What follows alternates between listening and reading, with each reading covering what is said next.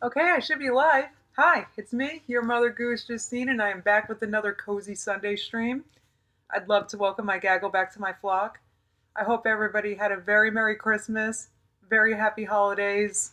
New Year's coming up, so I'm feeling optimistic about our girls and all of it, about myself, New Year's resolutions. I'm gonna have a timestamp to when the react begins, posted in the comments and also in the description of the video. In case you don't want to listen to the blathering in the beginning, we got a long one today, guys. Hey, Heather, welcome. I'm glad you made it. So, okay, I wasn't really watching Amber this week. I'd had a gist of what was going on from my Facebook groups, but I know that she quit Vlogmas, and there was something maybe she's sick, maybe she had the COVID. We don't know what happened with that. Hey, Carrie, I'm definitely on today. Never miss a Sunday stream. So hey, Green Gypsy Bird, welcome. I'm glad you guys made it. So anyway, I knew that that was going on with Amber. I know she stopped Vlogmas. I'm not hating on her for that because I stopped my Vlogmas on the 21st, which was pre-planned. But oh, Merry Christmas, Garden Rabbit. I hope you had a really good one. I'm just having a great week, I gotta say. Oh yeah, her GF wants to hurt her. Yeah, she had a bunch of clickbait titles. Then she quit Vlogmas. So that's what I knew happened this week. But I excuse me. I just went to her page and I was like, okay, which one am I going to react to today? And I saw that she reacted to Abbey Sharp reacting to her, and I'm dying because I absolutely loved that video of Abbey Sharp's. And listen, Abbey Sharp, I've got mixed opinions about. I especially, if I can be, why don't I just be real? I really don't like how she did a review of high carb Hannah, and she pregnancy shamed her. Told Hannah that who's perfectly healthy and has been told by doctors that reproductive health, she's completely healthy.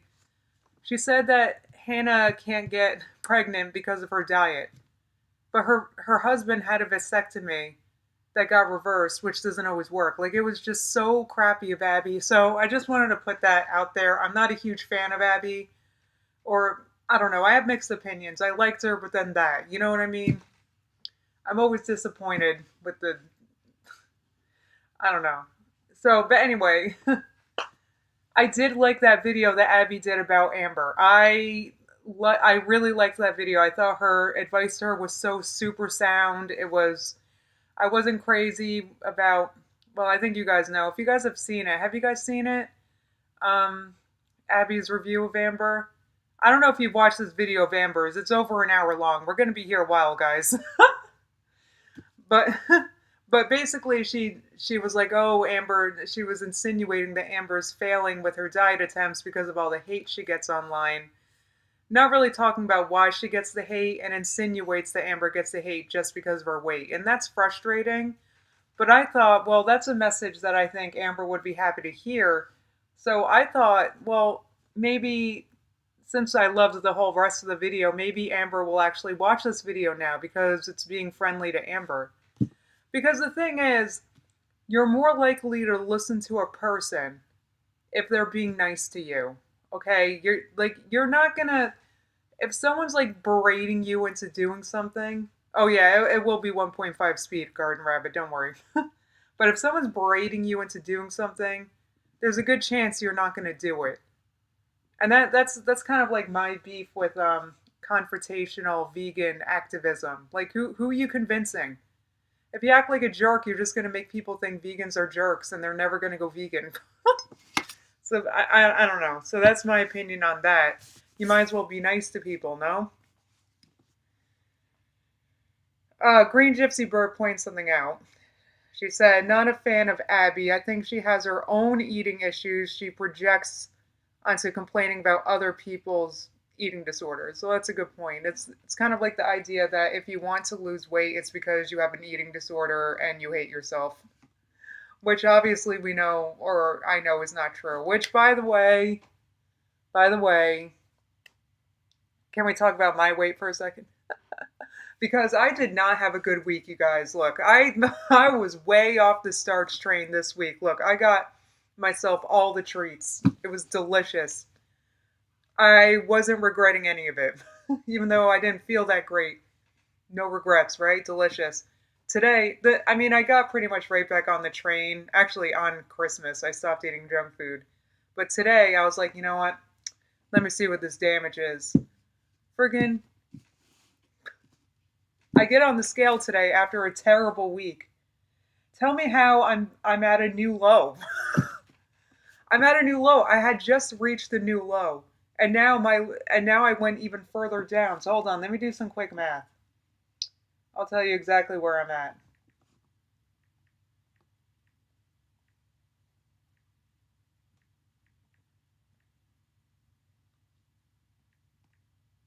Okay, so I have lost now 37 pounds since I started my starch channel.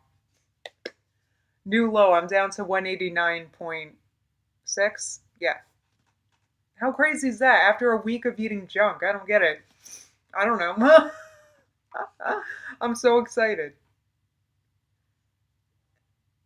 Oh, Garden Rabbit said, yes, Justine, your metabolism is working. Is that what that means? You know, me and Mert were talking about that. I was like, why did this happen? Is this some, like, bro science? Like, I don't know. Anyway, so that was so exciting. Yes, I was less stressed, live fit, Nicole. I slept until like 10 a.m. this morning. I wasn't worried about gaining weight anyway because I just wasn't. And I don't know, because you guys know, like ooh, Barcelonio said just means you're on top of your fitness. Ooh, that's so exciting. Yeah, I'm at a friggin' new low. Yes. What happened? Let's talk about all the crap I ate. I had. Are you guys watching my starch channel? I did Vlogmas. I finished on the 21st, but all the crap I had Christmas crack I made. I made friggin' Toll House chocolate chip cookies. I veganized the recipe. It was delicious. My sister could not tell the difference between my cookies and hers. I I mean, I don't know, but I am thinking, well, I wasn't counting calories or watching what I was eating, so maybe I was eating less than I realized. I don't know. I don't know. The point is, I'm now down 37.2 pounds since I started starch. How amazing is that?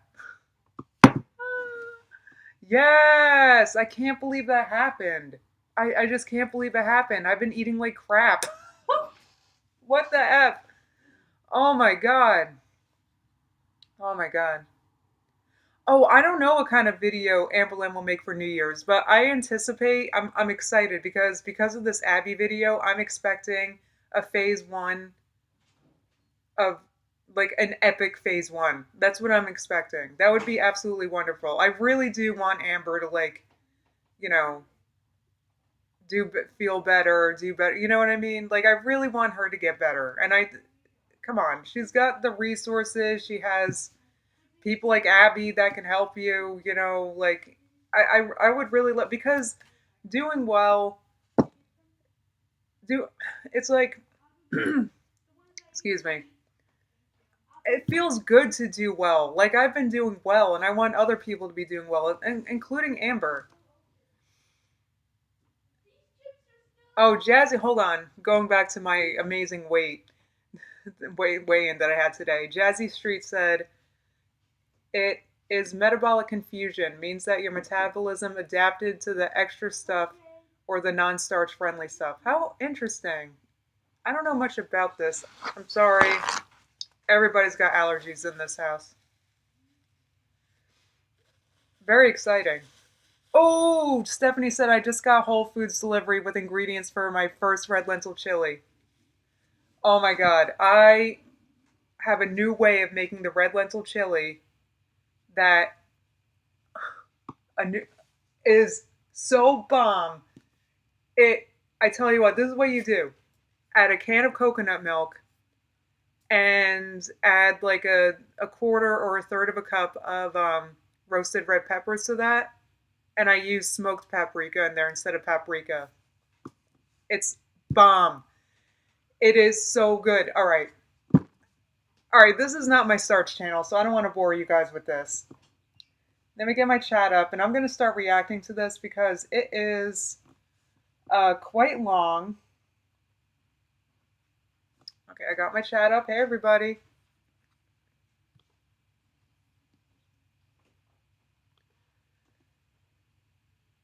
Ooh, Fairy Face has home preserves from Grandma. Oh, that's amazing.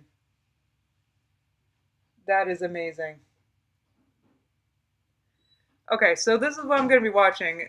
This is hard to admit. Reaction to Abbey Sharp. So I really liked this video of Abbey Sharp's. Like, I did. It was so good. So I'm gonna go ahead and watch this. Abby, I hate that, Hey guys, so I have Hi. been told All by right, several so people. sorry, I don't mean to go on. I don't like that you pregnancy shamed high carb Hannah. I gotta tell you what, a lot of women have really helped themselves eating a starch-based diet, so it was really disappointing, and I really wish you didn't. But I got that out of the way. Let's roll this tape. I'm gonna speed it up. You guys said 1.5. That might be a little fast for me, but all right. Let me start this at the beginning. Hey guys, so Hi. I have been told by several people to react to this video. I'm not a reaction channel, so that's why it looks like this. It is bad quality, etc., etc. But this video isn't really about my face or anything like that. It does look kind of pixelated, I feel like, but it's more so about what does Abbey Sharp have to say. I've actually never watched any of her videos before. Good. I'm so glad that if she had to react to one react video, it would be this one because I feel like there was actual sound advice in there from a dietitian. So this is like the react for her to watch. It's not like it's well, first of all, if this is too fast or hard to hear, let me know. I'll slow it down or I'll turn up the volume. You know, I don't know. I'm really excited about this because this is the video. Okay, my expectations are too high. INFP. I really want to give this a chance. I get nervous, reacting to people when it comes to me because they're very biased based on opinions they've heard about me and such. So I'm a little nervous going into this. It's titled Dietitian's Thoughts on Amberlyn Reid's Diet and Mukbangs. This might be hard to watch, but let's get into it. Yes. Oh, this one's going to be hard to watch. Oof. Hey everyone, I'm Abbey Sharp and welcome to Abby's Kitchen. Hello. In today's highly requested video, we will be reviewing Amberlyn Reid. Now, Yes. I've received so many requests from you guys to review Amberlyn since I began the series, but especially since I did my review on Avocado Avocado. So similar to Nick, whose review you can watch right here, Amberlyn's channel has been... Hold on a minute. Sorry, I was going to prop her higher, but I think she's good. Object of a lot of hate, a lot of bullying, and a lot of controversy. I'm glad she can admit that it is bullying. That's true. Largely to her extreme. Okay. All right. Well, this is see, Abby's, I guess, like out of the loop with the issues. It's not just like a free for all, like making fun of a fat person. I guess Abby's not super familiar. Too fast? Sound is low. Thank you. It was too fast for me too, a little bit, guys.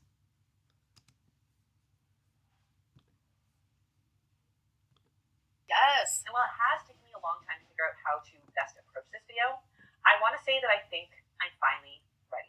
So today we're going to take a look at the evolution of Amberlyn's channel and her corresponding weight gain, my thoughts on her problematic mukbang content, and some of the reasons why dieting might be failing Amberlyn's weight loss goals. We will also once again be joined by eating disorder dietitian Alessandra Magistano. Yes, that eating disorder dietitian at the end was great. I mean, I loved this whole thing. Does it sound better and stuff, guys? Let me know.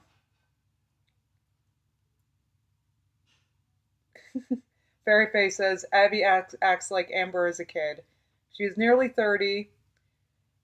This isn't petty schoolyard stuff. Yeah, but she's just very unfamiliar, I guess, and she's trying to play it safe, and she doesn't want to. I don't know. I don't know. It's the kind of thing, she doesn't delve deep enough. That was her issue with her reaction to high carb Hannah. She didn't delve at all into her reproductive issues or what's going on exactly. Hannah had seen specialists. They told her she was perfectly healthy. Her husband had a vasectomy. That's why they weren't getting pregnant. It was absolutely awful. She doesn't delve deep enough, and she kind of doesn't know what she's talking about. And a lot of times neither do I. So I guess I'll Forgive it. This is the real deal. Of course, before we get started, a few quick disclaimers. Number one, the information in this video is for entertainment and educational purposes only, so you should always speak to a healthcare provider about your unique healthcare needs. Two, look at Amber nodding as if she does that. Yes, see your healthcare provider and get advice that way. Amber's like, okay. No.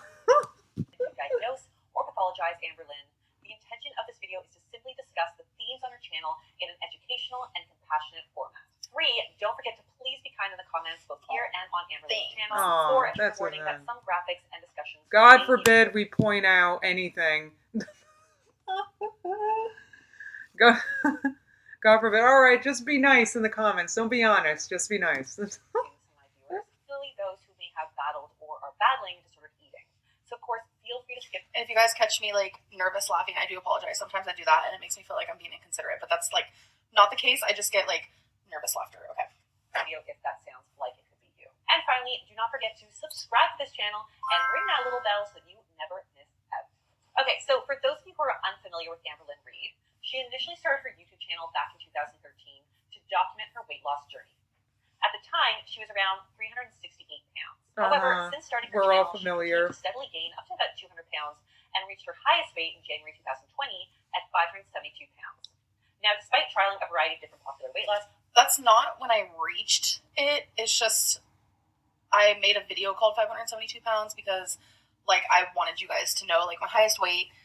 I forget what the video was about exactly, but yeah, I reached 572, I think, in 2018, late 2018, something like that. All right. During this time, viewers have questioned Amber's authenticity and commitment to her weight loss journey as she continues to steadily gain weight despite repeated efforts to improve her diet and start fresh tomorrow. Now, in addition to her weight, literally, if I wrote an autobiography, it'd be called Starting Fresh Tomorrow, because I feel like we know, girl. We know, girl, because in my opinion, it's because she doesn't. It's like she doesn't say no. I don't know how else to explain it. Okay, Just Human said there's more to Amber than just her weight. It's a whole personality issue. I mean, for sure, but Abby's just talking about the nutrition, I guess. I don't know why she wanted to try to delve into why Amber gets hate. I don't know why she dipped her toe in there, but she sure did. For the same reasons she dipped her toe into Hannah's issues getting pregnant. I don't know. Amber Lynn is also known for her mukbang videos, which have really generated a lot of negative feedback. Critics of Amber Lynn. I'm going to be honest right here about mukbangs. I feel like they're just so easy to do because it's like, I'm going to be eating the food anyway. I can sit down, make my video, which is my job, get my income. I can just, enjoy my meal with you guys. So it's like, mukbangs are just so easy to do, and I think that's why I got caught up in it for so long, and I still really do like mukbangs. Yeah. That's just me being honest. Quick to point out. I wish I could do mukbangs, but I'm not gonna lie. I look so gross when I'm eating, and I know that's all the comments would be. If I have an overbite, it's hard for me to chew with my mouth closed, so like, yeah, I just don't do it. But I feel like that I would do it all the time because that is so easy. So I can't blame Amber for that. Larger body seeking weight loss, who is simultaneously participating in a trend that encourages eating large volumes of food in one sitting. Okay, so when I make my mukbangs, I don't purposely eat a lot of food. When I do mukbangs, that is literally the meal that I would be eating. I have never binged in a mukbang before. Yeah, I believe it because Amber Lynn's, I'm sorry, her mukbangs are nothing like friggin' Nikocato's. It's nothing like that. Even her bad mukbangs, she's having like one burger. It's never anything like insane. So I'll give Amber that, I guess. I don't know. Jalel said, same. I eat like a horse with my overbite for sure. Yeah, the grossest is when I'm eating spaghetti. I would never do that to you guys. So even though I would love to.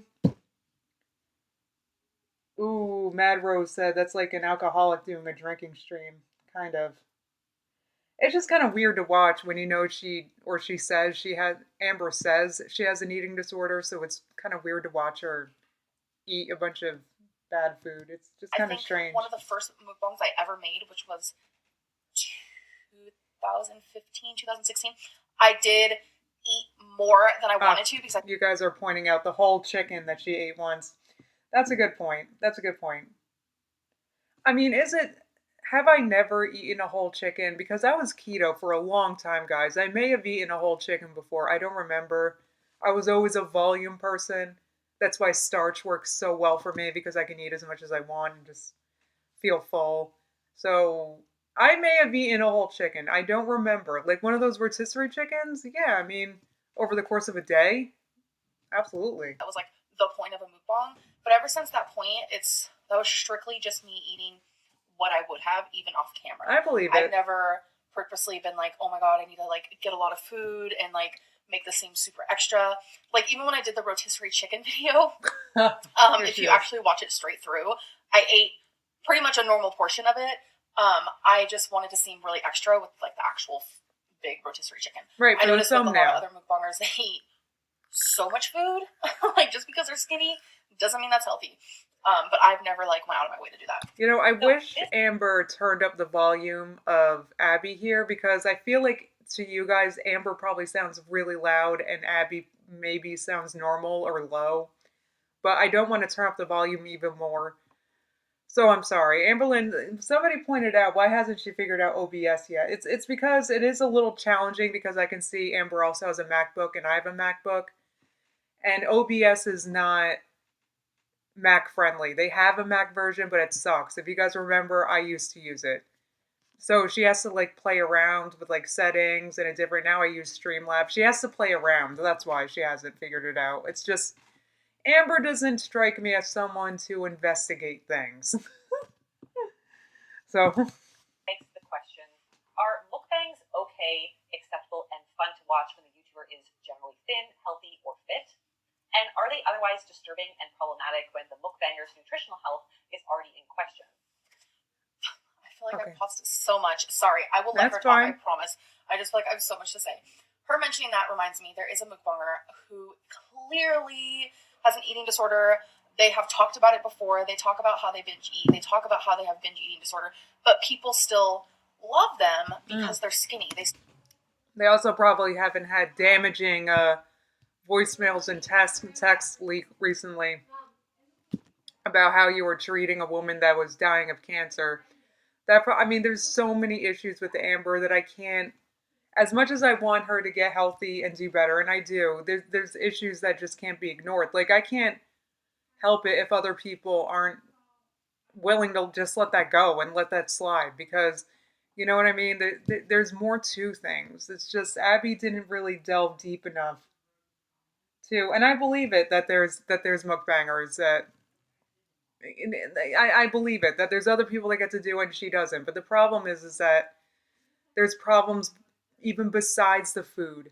The fact that Amber has a disorder that she refuses to acknowledge, that's just the tip of the iceberg, you know?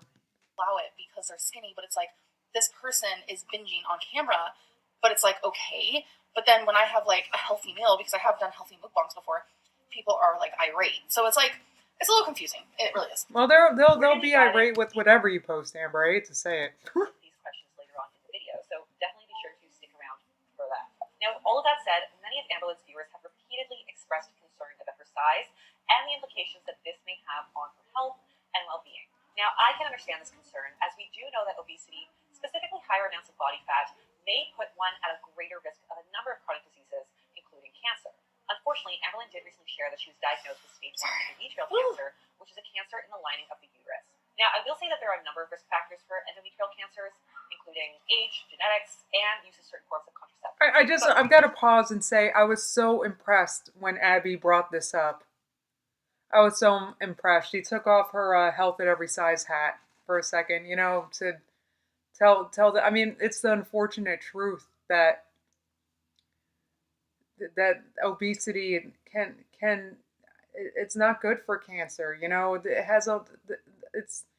There's many good reasons besides wanting to look good on Instagram or wanting to fit into a smaller size. There's so many other reasons that an otherwise mentally healthy person who doesn't hate themselves would want to lose weight.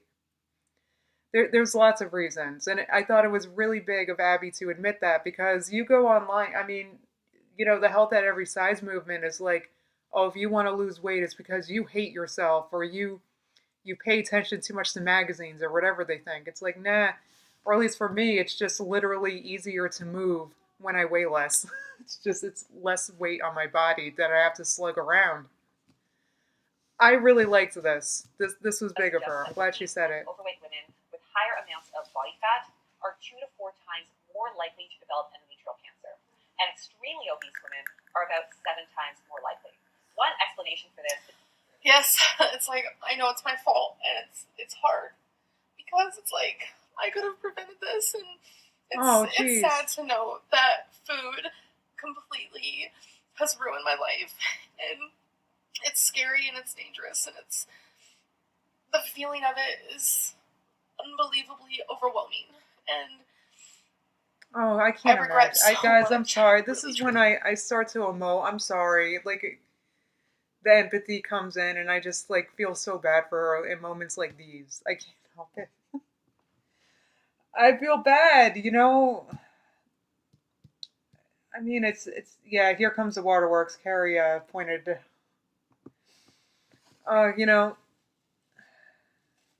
it sucks, but it also sucks because I know that, I mean, losing weight does not have to be hard. I have a hard time relating to people that talk about how difficult weight loss is and all that. I just have a hard time relating because it's not in my experience. And, maybe Amber needs to try something new, or I don't know what I'm trying to say. I don't want to make this about me, but I feel for Amber in this moment. It's got to be tough to hear this from a professional. This is why big people don't go to the doctor, because they know. They know, Yeah. And it's just, it is hard. It is so hard to have this food addiction and this binge disorder. It's just so hard. And it gave me cancer, like... Well, wait. We don't know that for sure, Amber. Honestly. It's not like thin people are immune to the type of cancer that Amber had. So, deep breath. All right. Just wanted to point that out. Higher amounts of estrogen, which has been associated with not only endometrial cancer, but also breast and ovarian cancers. Another possible explanation is that individuals with higher body fat often have increased blood levels of insulin and insulin-like growth factor 1, which may promote the development of some cancers, including endometrial cancer. But of Interesting. course, I am not an oncologist, nor am I part of Amberlynn's healthcare team. So obviously, I cannot speak to the root cause of Amberlynn's diagnosis. But what we can say, just by looking at the research, is that there may be an association between higher body fat and the development of some cancers. Now, wow, I can't believe Abby did, Amberlynn has also had a hysterectomy to surgically remove the uterus. So I do want to... I got a full hysterectomy, so they removed... so crazy, oh my god. To think that food made it to where I can't even have a child. I didn't know she was going to bring out my cancer. I didn't. Like, it's okay. Oh, of course she is. She's a... Like, they removed uterus. Yeah, and of course she would, because what you eat is... what you eat is like everything. What you put in your body makes your body. Of course.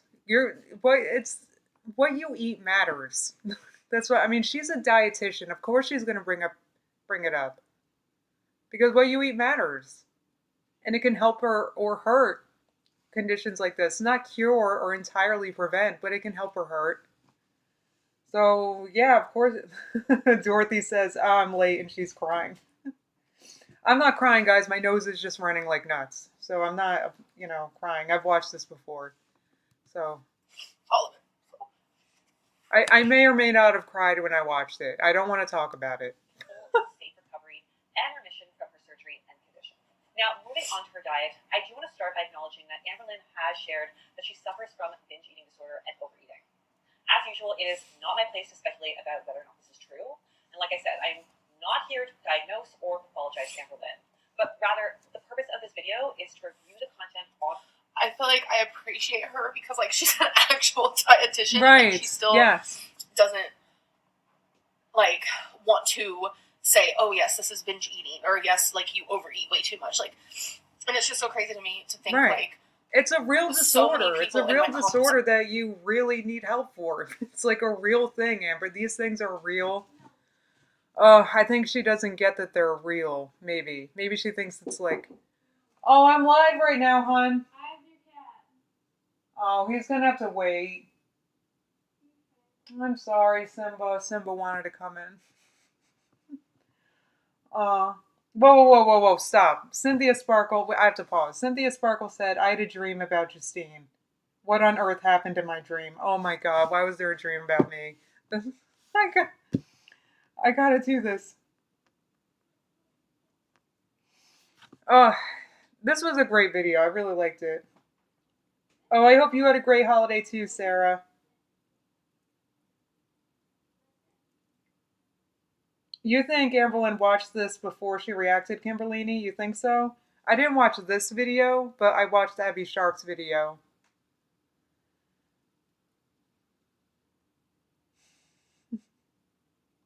Okay, I'm gonna go back to this is a long video. Diagnose me or undiagnose me all the time.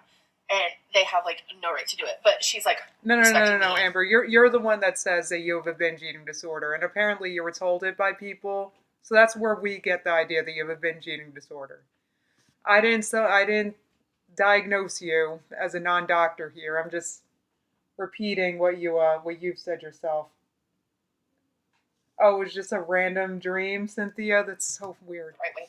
And really just being like unbiased about the whole situation. Channel at face value in a compassionate and educational format, so as to discuss some recurring themes like dieting and emotional eating. With that said, I really can't confirm whether or not Amberlynn's What I Eat in a Day videos are an accurate representation of what she actually consumes in a day. Every time I have ever made a What I Ate Today video, it has always been 100% truth. Whether it was a healthy one, like hi, I'm on track, or whether it was a hi, this is like exactly how I eat when I'm overeating. Mm-hmm. I've never done false ones. They've all been true and accurate. Well, sorry, pause. I got it up. Okay, Cynthia Sparkle said, I think Justine had green pajamas. I swear I got green pajamas for Christmas. I swear, Cynthia Sparkle. And I love them. They're so cozy. They're from Old Navy. They're like green plaid. I'm sorry, I have to go to the bathroom. I've been drinking like a sailor all day because I am obsessed with LaCroix. I got this new, or I tried lemon. This is like my 5th one. I don't know. I'm so sorry. I'll be back.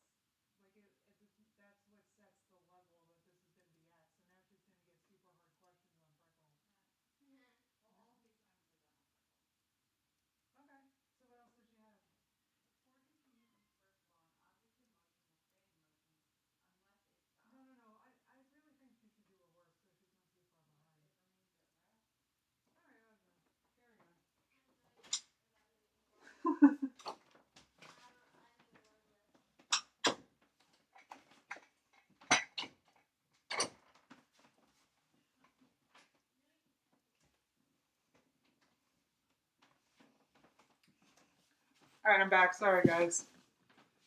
God, I can't believe I'm back in the 180s, guys. That's just so exciting. And I thought I looked so puffy today, too. I was like, oh, let me get on the scale, see what the damage was. There's no damage. Huh.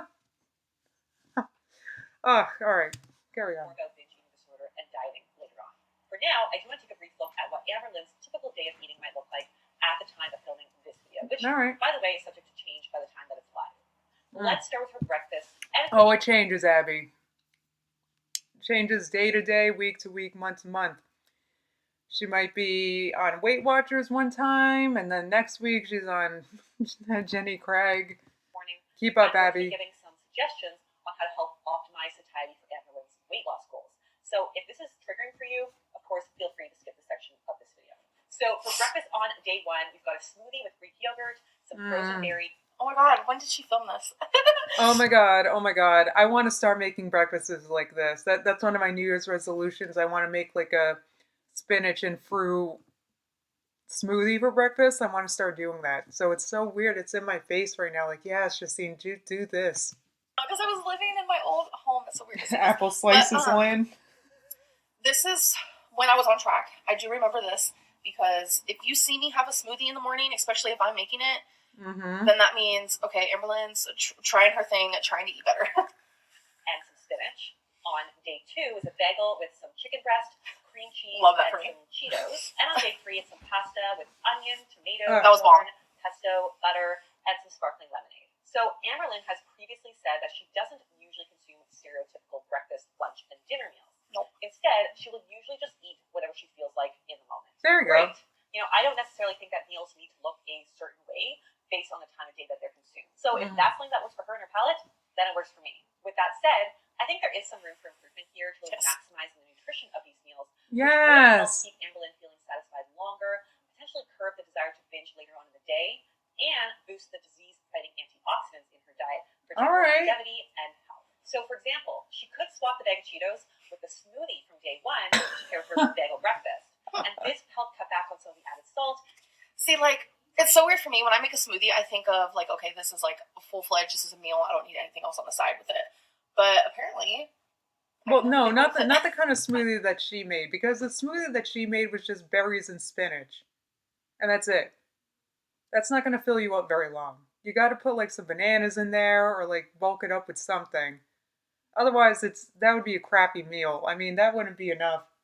Trust me, when I make my smoothies in the morning, they're going to have way more than that in there. Whatever she had in there, it looked like just berries and spinach, no? Yeah. While adding in a serving of fruit, veggies, and... You got to add more fiber to it. Because fiber is kind of like what slows it down and makes you feel fuller longer. You got to, right? Yeah. I'm not a dietitian. She is. Bread instead of the bagel if she wants some. Love whole grain. Which provides a lot more satisfying fiber, protein, and maybe some healthy fats to really keep her energy levels more steady. Also, FYI, I pause it so much. I'm so sorry, Abby. And I'm so sorry to my audience. That's a reaction video. Wow, I can't talk. Okay, so I do notice that, like, in the past, I would have a smoothie for a hot minute, like, every morning, but it would make me feel so dizzy. So I wonder if, like, that's kind of what she's talking about. Like, I need to have something on the side. Right. Well, you gotta have, like, something with, like, fiber and protein in there, too, to kind of slow things. So it's not just a shot of sugar, in my opinion. I'm not a dietitian, but you gotta have something a little more in there besides that, you know? When I'm choosing a bread, I'm up for the challenge. I like to look for the words whole grain as the first Love it. in the list. And ideally, I'm looking for about 3 to 5 grams of fiber and 3 to 6 grams of protein per 2 slices. So that might be a good guideline for Amberlynn as well. Now, on day 3, I really like that she's got some veggies added to the pasta, but you could definitely shift the proportions, maybe by throwing in some zucchini noodles in with the regular pasta, or a few extra handfuls more veggies in there, spinach, just to up the fiber content, and maybe also... All right, the way the starch does it is you want half your plate to be vegetables. Like, you have the starch, but you also have the other half of your plate, which is vegetables. So that's kind of how they take care of that. Edamame as well, Ooh, especially because a 2015 meta-analysis found that soy intake was associated with 20% lower endometrial cancer risk. Oh, can interesting. also swap her pasta for like chickpea pasta because it's got about twice the protein and fiber on average as. Is Amber about to get soy lattes at Starbucks now instead of regular ones? Because she watched this. But I would say that, just adding in more protein and fiber to her breakfast meals would definitely help keep them a little bit more balanced and up their staying power to keep her feeling more satisfied until lunch. And we know also that a Mediterranean-style diet rich in whole grains, fruits, and veggies is associated with lower risk of endometrial cancer. So, yes. I appreciate her. I do. Don't get me wrong. But I hate that she keeps bringing up my cancer. I understand. Amber. This is all within a... Amber. She's a dietitian. This is her thing. Yeah, of course she keeps bringing it up because it's a big deal. I know you want to just sweep it under the rug and pretend it doesn't exist. But it surely does, and she's a professional, and this is just her thing. This is what she does. I can tell that she's a good person, to be honest. And I can tell that she really likes to help people. But as sad as this is, I'm very out of sight, out of mind, and that probably is 100% the reason why I am the way I am. Whoa! The reason why I'm as big as I am. What? Did she just self-reflect and figure out what I just said? Oh my god. What am I gonna, oh my god, why do I keep being thrown into hope? I swear to, I can't help it. The hope is my default. I am INFP. It's my preference. It's how I prefer to operate when I go through life. Okay? I can't help it. And here I'm being thrown back into hope, and it's really frustrating. It's because I'm very out of sight, out of mind. And I hate thinking about the fact that I had cancer, and I hope that I don't anymore. So it's like, I try to never think about it. And the fact that she keeps bringing it up, it's like, it almost feels like every time she talks about it, I'm like, you know what? Let me stick up for Amber. Can I stick up to her? Stick up for her? Will you guys unsubscribe and leave and get out of here? That's fine if you do. I mean, many of you have already because I'm infuriatingly hopeful. I get it. But I'm actually very much the same way with MS. I'm not going to lie. I don't know if it seems like it, but I like to out of sight, out of mind it all the time. I don't like to think about it. When I'm forced to think about it, I get very, very upset. I had a doctor's appointment in November. It was actually the last time I was seeing my neurologist. I'm seeing a new one in June. But when I saw him, that's when he brought up that I'm progressing into what's it called? Secondary progressive MS. It comes after relapse remitting MS. And it was the first time he said he thought that was happening. And it's not like I didn't know or have an idea. Think that maybe that was happening, but when he brought it up, I tell you what, I broke down. Not in the office, but when I went downstairs to get some blood work done, I was a mess in the waiting room. I couldn't, so I get it. And I haven't even thought about it since. I haven't Googled it. I haven't thought about it. I haven't looked into, so I get it. It sucks. It's hard, but it also, you can't ignore it. You can't, stop seeing your doctors or not take their advice. I can say I haven't gone that far. It's not like I don't go to the doctor and I don't take their advice, but it's tough. It's hard, so I can relate to Amber a little bit. I can. It takes really putting on your big girl pants to deal with. It really does. I feel bad for her. And I guess I kind of deserve it. Let's take a look at lunch. Oh, good luck, so Shannon. I saw Shannon's going to the neurologist for the first time tomorrow. Good luck, hon. It's not going to be bad. You'll see. It'll be all right. She's at a restaurant, and she has some tilapia with cream sauce, broccoli, and zucchini. That was bomb. Day 2 is just a Luna bar for lunch. And day 3 is a second bowl of that pasta she had on day 1. Now, with her lunch on day 1... She needs more veggies with that pasta. A lot more veggies. Half that bowl should be veggies. In my opinion. Which looks delicious.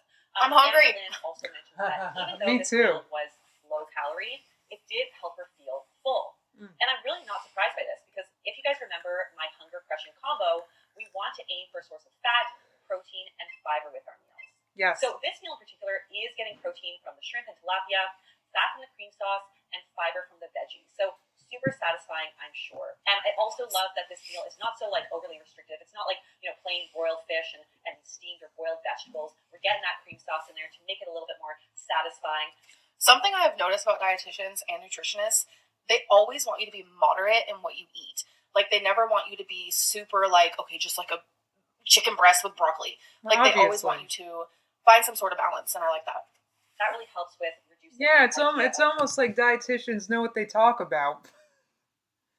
And you should listen to them, Amber. You should go to the ones that your doctors want you to see. Go to them and listen to them.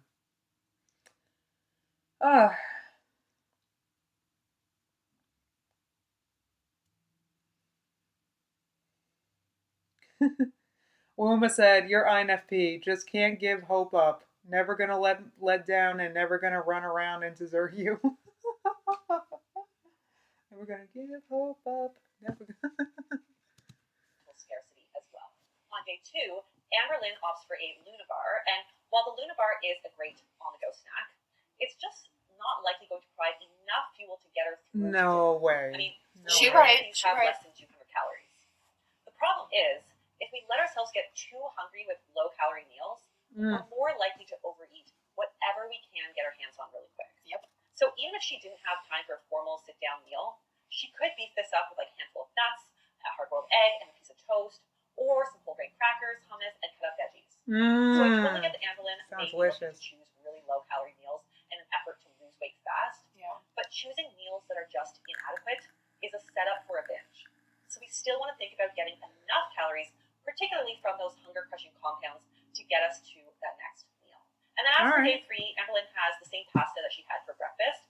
So again, we would want to maybe bump up the fiber and ideally get some plant-based protein into this meal to make it more filling and more antioxidant rich. And also maybe just add a little bit more variety. So we could switch up the veggies or serve it with like a green salad to get our veggie fix. Now let's talk about dinner. Okay, so for dinner on day 1, we've got 4 slices of bread with mayo, chicken. You guys, I'm not lying. So good. And it was actually low calorie, but she's right, to be honest. I'm very all about low calorie. Right, yes, like Amber, and it sucks. Right. You know, it's just a setup for failure. Like, let me try to eat as little as possible all day. Of course that's going to set up for a binge. Are you serious? Listen to the lady. And bacon. On day 2, it's some macaroni with buffalo chicken sausage and broccoli. And on day 3, it's a bowl of cereal, then another bowl of cereal. All right, don't hate on cereal for dinner, okay? It can be a very nice dinner. And then 6 Oreos. Happy New Year, BG. We're seeing a variety of different types of meals that don't necessarily fall into the standard dinner category, which is totally okay. And as you guys know, I am not into food rules, even ones that say you can't have cereal for dinner. Yes. I mean, like this video right now if you love breakfast for dinner. Or I'm gonna like just I liked the video. I've definitely liked the video at this point. Chose a cereal that is like whole grain or like Special K type of cereal, something like that. Now, how about a shredded wheat?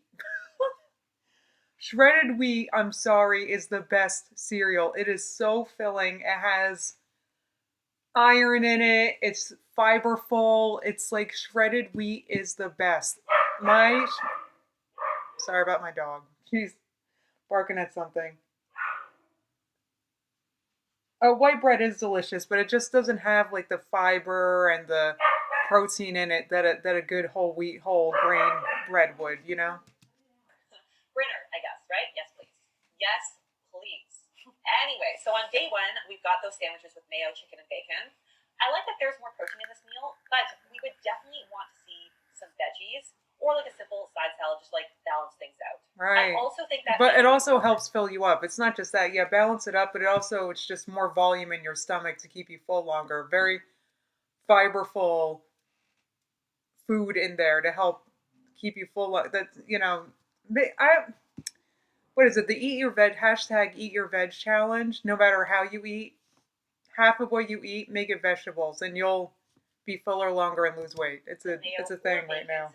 There is already a lot of saturated fat in this meal, and that doesn't mean we need to skimp out on flavor or fat or even reduce the calories. We could totally swap the mayo for like avocado and the bacon for some flavored tempeh. Yes. Plant-based protein. This is particularly of interest to Amber Lynn because research. I mean, I think you can tell why I liked this video so much. It's because she's pushing the plant-based protein so much in this video. And it's really nice because the plant-based proteins don't just have protein, but it also has more fiber, and it's very satisfying, and it's better for her cancer risk. So I really liked this video. Fat intakes are associated with increases in endometrial cancer risk. Yes. You know what's sad? During all those clips that she's showing me, I had no idea I had cancer. I had no idea. Because those videos were before I was diagnosed. Oh. To 80%. All right, so then on day 2, we are seeing a little bit more balance. You know, we've got those carbs from the pasta, we've got some protein in the chicken sausage, and some veggies in the broccoli. Good. Though again, I would totally shift the proportions just a little bit to see a little bit more green in there. Right. And again, maybe that chickpea pasta would be another easy swap.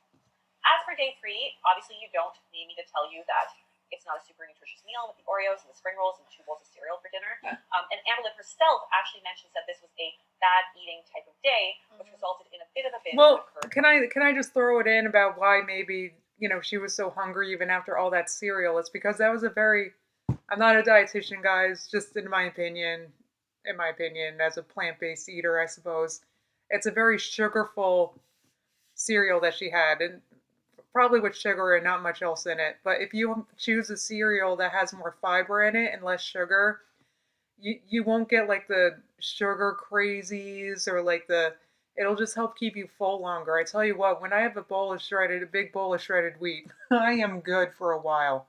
Have that with some fruit. Oh my God. Best. So saying that we need to boost up the vegetables is kind of a moot point here, but we'll be talking a lot more about Amberlynn's emotional eating later on in the video. But again, this may come down to a combination of physical restriction and the experience of emotional scarcity. But stay tuned because we're going to talk a lot more about that. So in terms of my overall thoughts on Amberlynn's diet, at least based on what we're seeing in these 2020 What I Eat in a Day videos, her portion sizes are not particularly big. In fact, at times, they might just not be big enough. And that can set you up right. Really quick. What have I been saying? I agree with this 1,000%. I know, like, many of you are into, like, cut the portions, eat less, you know, but look, she is, like, 500 pounds. She's gonna be hungry. Her metabolism is way up here. She burns, like, 3,000 calories at rest, you guys, okay? Yeah, maybe she should be eating bigger meals, but just more nutritious meals. Meals with more fiber. Just more vegetables. In my opinion, like I said, I am not a dietitian at all. What do I know? I do have some experience losing weight, obviously, but I've been saying that. That she needs bigger meals that'll help keep her fuller longer. But I feel like when she says that, it's not like she's saying, oh my God, you should have had more pasta. I feel like, as a whole, when I'm trying to lose weight, I need more vegetables. And yes. I guess more protein. Because those things are going to fill me up longer. But we do have some generally I tell you what, when I started eating more vegetables on my Starch channel, that's when I really started losing weight. And it is totally effortless. I never feel hungry. I never go to bed hungry. I never am hungry. If I'm hungry, I eat. Eat your vegetables, people. It just helps fill you up, and there's so much fiber. I mean, if you have trouble digesting vegetables, cook them. I had to start doing that. I had to put the raw vegetables away for a bit. Yeah. There is, of course, some room to optimize the nutrition in some of Amberlynn's meals, particularly to ensure that she is satiated and then not setting herself up for a binge with inadequate calories at meal times, and also to make sure that she's getting in the antioxidants for cancer prevention. So, for example, adding in extra nutrition from protein and fiber would help to make her meals more satiating, keeping her blood sugar levels in check, and, of course... Yeah, I mean, if she likes pasta, which who doesn't like pasta, you can swap it for a whole grain pasta, and whole grain pasta has not just more fiber, but also more protein in it. So that's more satiating, too, if you have a whole grain pasta versus, like, a regular white pasta. Once again, I'm not a dietitian. This is just in my experience. A ton of calories, which may potentially reduce the urge to binge later on in the day. Golden Girl, my diet channel is in the description. Justine Vlogs. I think it's the first link there. Also, focusing on lots of colorful fruits and vegetables, whole grains, beans, and soy protein may help to reduce the risk. Oh, thanks, Mods. But again, these videos videos are just one piece of the puzzle and may not be an accurate representation of how Amberlynn eats off camera or during an actual binge. I just want to bring this up. I guess something else that frustrates me is, like, why is it okay for people to judge me, make fun of me, aka binge monster, and all these things, and invalidate the fact that, you know, I do have eating disorder, I do have food problems. Because you invalidate it yourself because you refuse to get help for it, and when you do, you ignore the help and quit. That's why. But then if it's like a skinny person with these problems, people don't ever make fun of them. That's something that I just, like, I don't understand. It's not fair. It's very hypocritical. Anyways, just a thought I had in my head. Now, one hot topic that I want to get into is mukbangs. And I've shared my thoughts on the mukbang trend, which you can watch right here. Actually, mukbangs on YouTube have now evolved from the Korean trend of eating a modest amount of food in front of an audience to simulate a social eating experience virtually, to now eating a large quantity of food in a short period of time, aka the actual clinical definition of a binge. But like I've said before, this is not me binging. I literally sit down with a normal meal that I would eat. If you guys, I believe it. I feel like I need to film another video. Thanks, Just Human. I'm going to start back up with my regular uploads, Just Human, on the 1st. I upload every Tuesday and every Friday. And I do what I eat in a day every day. Sometimes it's a good day, sometimes it's not a good day. But I put my weigh-ins in there too. So just, you guys could see, like, education-based and also, like, see kind of what I deal with. I need to film one of those so you guys can see, like, the difference, because it's crazy different. So obviously, to the average viewer, Amberlynn's regular mukbang activity seems at odds with her weight loss goals. And this, of course, has led to a lot of online bullying, vicious diet trolling, and that's not what's led to the bullying. That's not what led to the bullying. It's just, hey, Polly, this is not what's that's not what led to the bullying. I'm sorry. I mean, I'm sure it doesn't help, I guess, but that's not what led to it. So I just want to clear that up. That she isn't taking her health or weight loss seriously. With that said, Amberlynn has recently shared that she's actively trying to rebrand her channel without doing mukbangs, because even though these videos generate the most views and money, also generate the most okay, money. Thanks for clearing that. Thanks for clearing that up, Amber. Right, the most views and money. Okay, Amber just had to throw that in there. A lot like what we heard from Nikocado on his channels as well. Now, what I do want to point out, however, especially in contrast to other infamous mukbangers like Nick, is that the volume of food in Amberlynn's mukbangs pale in comparison to It's true.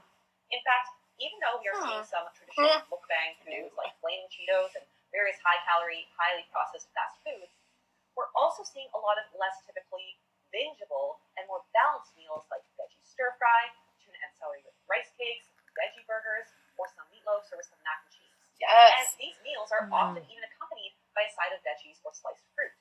And I was still getting hate, you guys. One time I ate cherries. Amber, it doesn't matter. It's because the reason why is because your hate has nothing to do with the fact that you can't stick to a diet. That's why. She still hasn't figured that out. It's remarkable. Cherries as a mukbang, and I probably had maybe, God, I can't even remember. It's been a hot minute. 8 or 10 cherries, just like fresh cherries from the produce aisle. Cherries. Hate, all over the place. Well, yeah. Let's be real. Doesn't really satisfy a viewer's desire to live vicariously through a YouTuber's epic cheat meal. So Amberlynn's mukbangs are, dare I say, healthier than most YouTubers. I think so. I agree with that. I agree. Yes. I mean, you can't compare Amber's mukbangs to Nikokado's.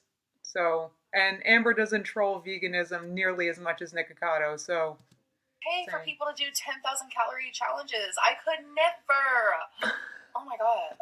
Neither could I. I ate an apple on camera and people freak out. The comment sections of her mukbangs compared to many others, like, say, Always Hungry, Amberlynn bears the brunt of the disgust and hate. Let's just but once again, it's because the disgust has nothing to do with the content of the mukbang. It has absolutely nothing to do with it. That's why. Comments on Amberlynn's mukbang versus one from lifestyle YouTuber Always Hungry. Oh, wow. Both of these people. So I wanted to read you guys the comments because I didn't in the original reaction because I guess I was too shocked. So the comments on mine are, I don't like eating with my fingers. Girl, I'm surprised you haven't eaten your fingers. Amber can delete comments, but she can never delete the fact that she has to wake up in a literal mattress-sized prison. Oh, geez. You're so pathetic. I can't imagine this actually being someone's life. It's been 5 years. You haven't lost a pound. You are eating yourself to death. There's no way someone her size is... No. Amber has lost a few pounds. I mean, she was 5'72", and I believe she's a little less than that now. So I'll give her that. Wuma said I try to forget Nikocado exists. Okay, I'm going to skip these comments because I get her point. But she's not getting the point, if you know what I mean. Thanks are acceptable. And why is eating any amount of food that is not considered diet food not socially acceptable from somebody in a larger body? Okay, because she's still just not getting it. That's not why I mean, it's not exactly why. That's why. I mean, it is why, because, but it's not why hate was brought to her channel, unfortunately. So, I mean, I still maintain, and I've always said this, and you guys can feel free to disagree, but I maintain that if Amber maintained her channel on a healthier path, she would get new viewers eventually. I mean, it wouldn't work at first. Of course, at first, it'll be just a crap show. But eventually, she'll bring in new viewers and stuff. So, I mean, who wouldn't want to watch a 500-something pound person get healthy? I mean, who wouldn't want to watch that? I love watching weight loss channels. I love to watch people challenge themselves and do better and feel better. Like, I love that stuff. So, I mean... new people would be brought in eventually. I mean, yeah. So that's my feel. Condoning mukbang videos of any kind, even the more modest versions on Amberlynn's channel. I honestly think that this is a really problematic YouTube trend that perpetuates a lot of disordered eating behaviors.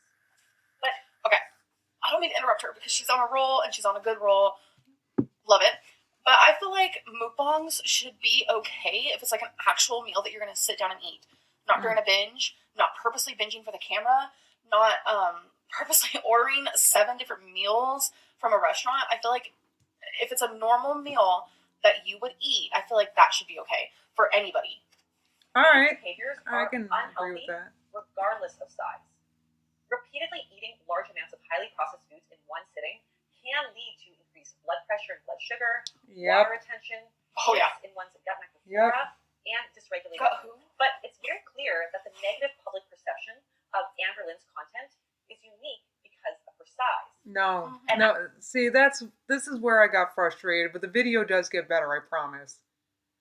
Obviously, we know as students of Amberlynn that that's not why she gets the hate she gets. There's plenty of people on YouTube that have a hard time sticking to a diet. They're everywhere. They don't get hate like that.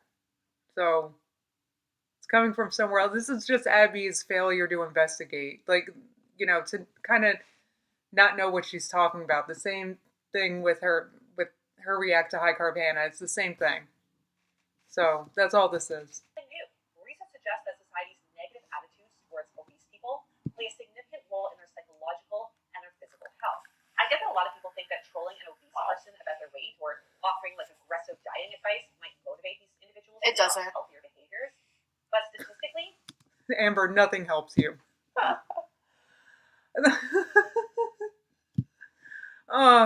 Look at her face. So what does help Amber? I don't know. Maybe this video will help her, and if so, then that's a great thing. But but the thing is about this part of this video, is annoying as it is for us to watch, this might be what gets Amber to listen to her dietary advice. So that's all we want, you know. Or what I might be speaking for myself. I recognize that, but it's all I want. I want her to listen to her advice. It was sound. It was good. Weight stigma reduces exercise frequency and increases binge eating, unhealthy weight control behaviors, and binge eating disorder.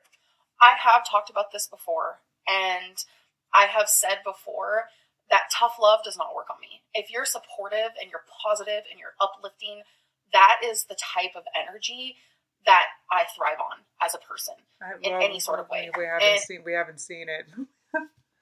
I mean, maybe she just flat doesn't get it. That's possible. I mean, that's why you don't want to be a jerk, because then people will. Then you have to. I don't know. They might not come back around. They, you know what I mean. So just don't do it to begin with. It's our girl's birthday today. Is it today? I didn't realize that. I did not realize that. Every time I sit here and I'm like, okay, I'm a YouTuber. Let's look at the comments. That's important. I get this overwhelming sense to binge. It happens a lot. And I have shared this before. And people always just say, stop blaming us. Stop blaming us. Well, yeah. That's just a way to invalidate. No, it's not. You can't help how other people react to you. You can't. You can't help it. And it sucks.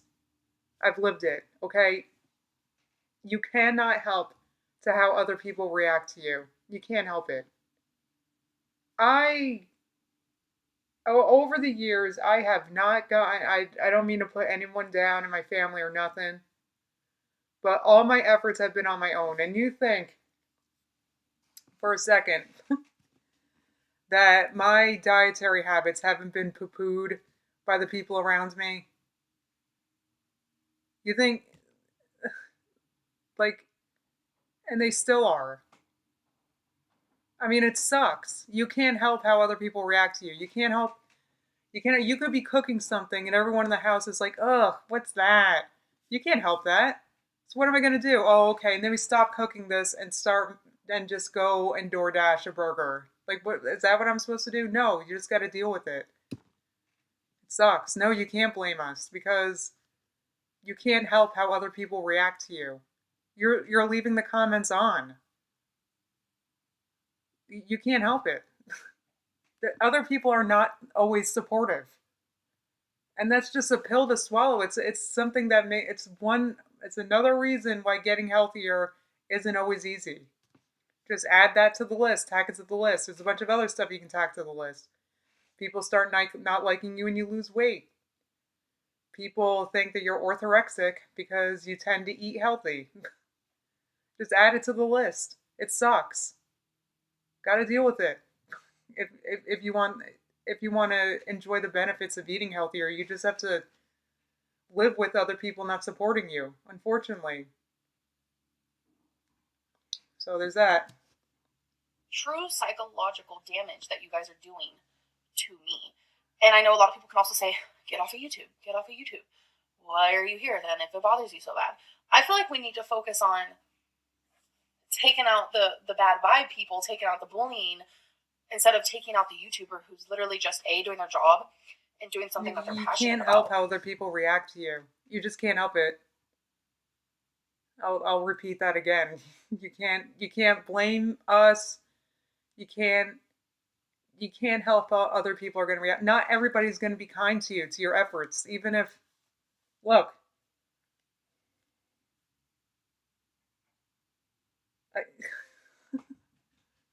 I hate to say it. I don't mean to bring this down or make it negative, but I'm just saying, like, even to a person who's not Amber Lynn, not everyone's going to be supportive of your efforts.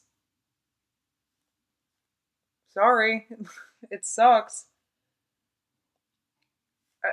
It's just how it works. In fact, one study on more than 2,400 overweight and obese women reported that 79% of participants coped with weight stigma by eating more food, and 75% of participants coped by refusing to change their diet.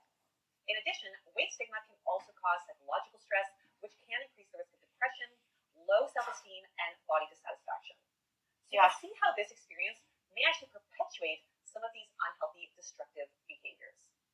So are internet trolls the reason for Amber Lynn's extreme weight gains? I'm going to answer this.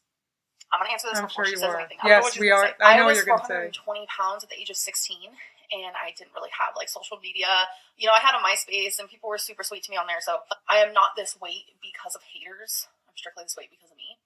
But I don't know if I'd be this big if it wasn't for YouTube.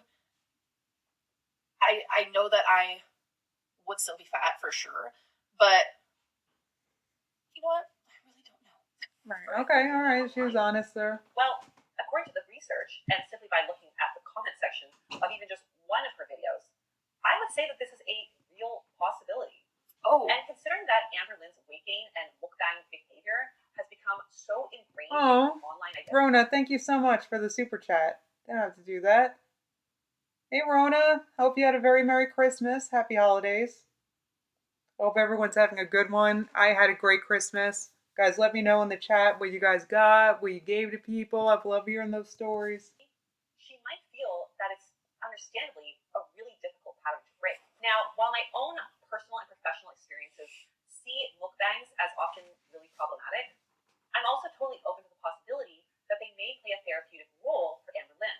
Mm-hmm. In one I can see that. I can definitely see that. In front of the camera just actually increases her awareness around what she's eating and allows her to eat at a more slow pace and a more mindful pace compared to how she might eat off camera, which is usually in front of the television. This is another example of like, I wish I could show you, which I can, but I don't want people to like be like, oh, she's only doing it for the money or for the views or whatever. But when I eat by myself, I eat so fast. It's almost like so do I. 1 minute I have a whole plate, next minute I'm like, I eat fast. I just take my last bite? Like, what in the world? Mukbangs slow me down, and I'm more aware of what I'm doing. Because of this, she states that she actually often ends up eating less on camera compared to when she's eating when nobody's watching. Yeah. And there's a few reasons why this might be. For one, it may be that her audience gives her a sense of accountability with her weight loss goals. Yeah. Mm-hmm. Now, accountability is an important element in a lot of weight loss programs. I can relate because I haven't been vlogging since the 21st. Oh, I can relate. I happened to lose weight in this past week. I have no idea why, but let me tell you what, when I'm vlogging, because I'm vlogging like, oh, let me show them what I'm eating, I'm just more mindful and I actually have meals. Today was not a good day, okay? I've had 2 pieces of banana bread that I baked the other night. And that's it. And I had finished my soy skinny vanilla latte. Like, not good. Not good. So I can relate. I can relate. Also, in eating disorder recovery plans, in an effort to maintain some structure around food and normal eating behaviors.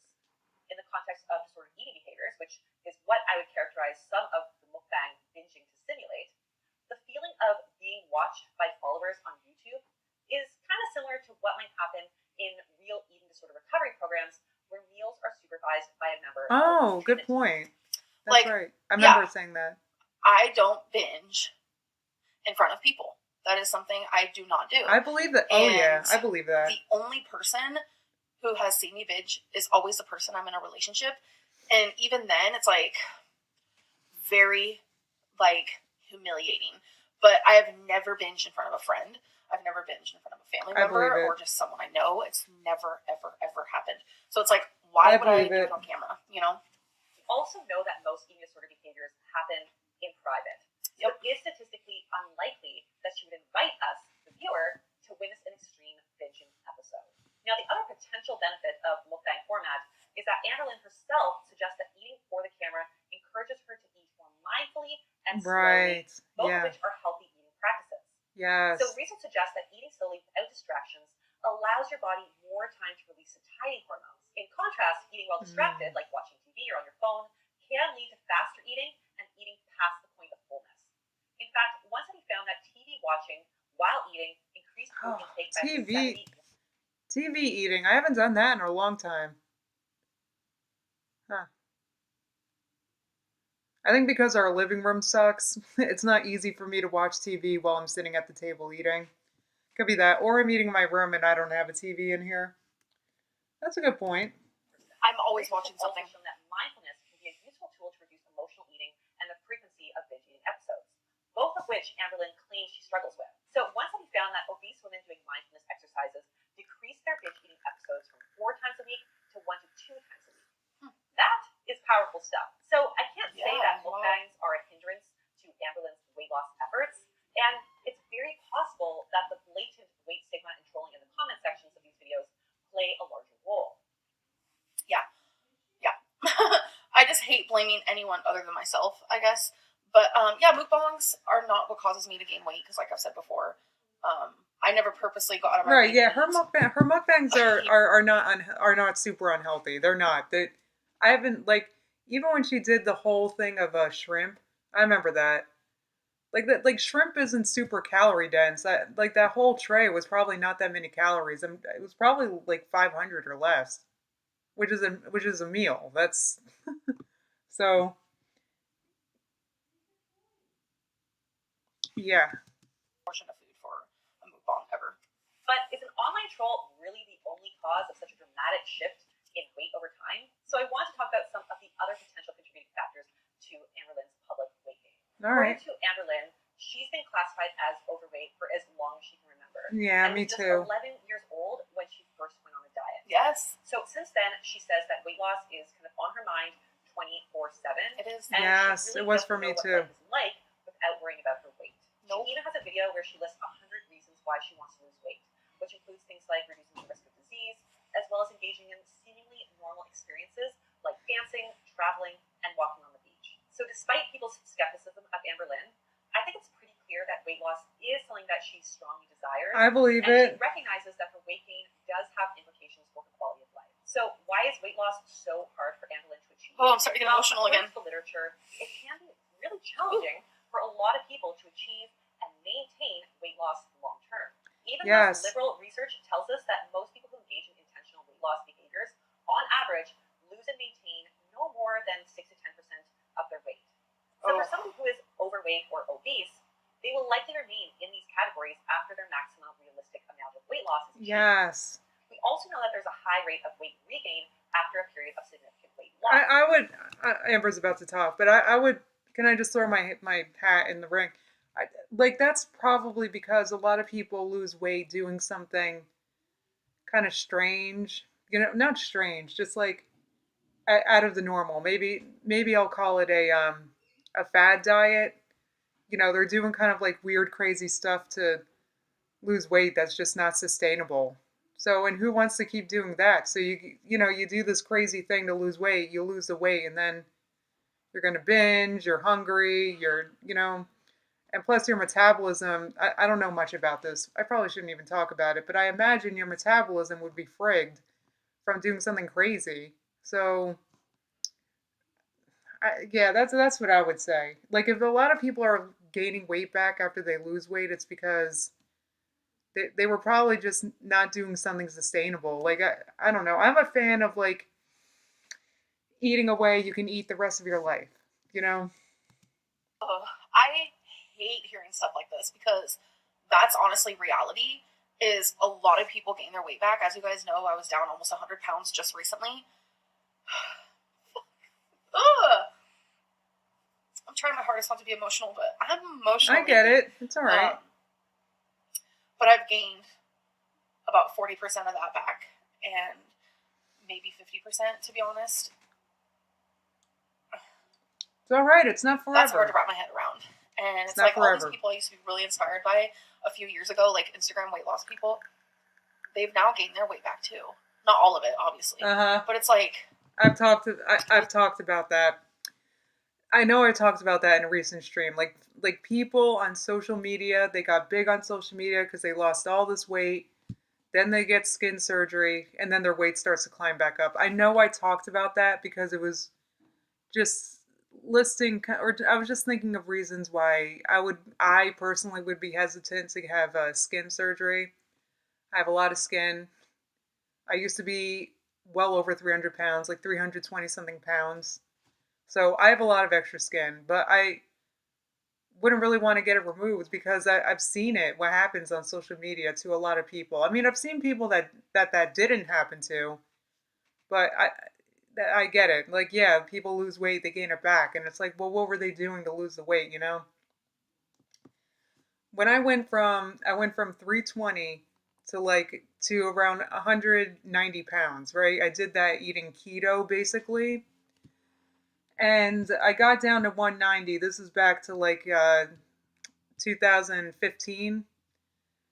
I was around where I am now. And I knew I couldn't keep this up forever. I just knew I couldn't keep it up. I was there. I was craving carbs like crazy. I just knew I couldn't keep it up, so I changed it up. I started eating the starch solution. Thanks to you guys. Actually, I learned about it because you guys kept telling me about it in the comments very nicely. By the way, nobody bullied me into doing this. Thank God. Because if people were bullying me into it and being like, oh, meat is murdered, go on the starch solution, you fat pig, then I never would have done it. But you guys were very nice about it. So I changed it up, and now I'm, I feel like I'm in a better place. It's interesting a lot of people gain the weight back. So anyway, so I switched to the starch solution in 2015. Then I gained back nearly 40 pounds after I had to retire from my job in 2016. Plus all this vegan junk food was on the market all of a sudden, and I just went ham on it. Oh my God. I wasn't working like I was. I gained all this weight back, but I've lost it now. So. Weight is so hard. But maintaining it is even harder. And that scares me for my future. Also known as weight cycling. So one study found that individuals typically regain 30 to 35% of their weight a year later, and will often regain most of the weight or more within 5 years.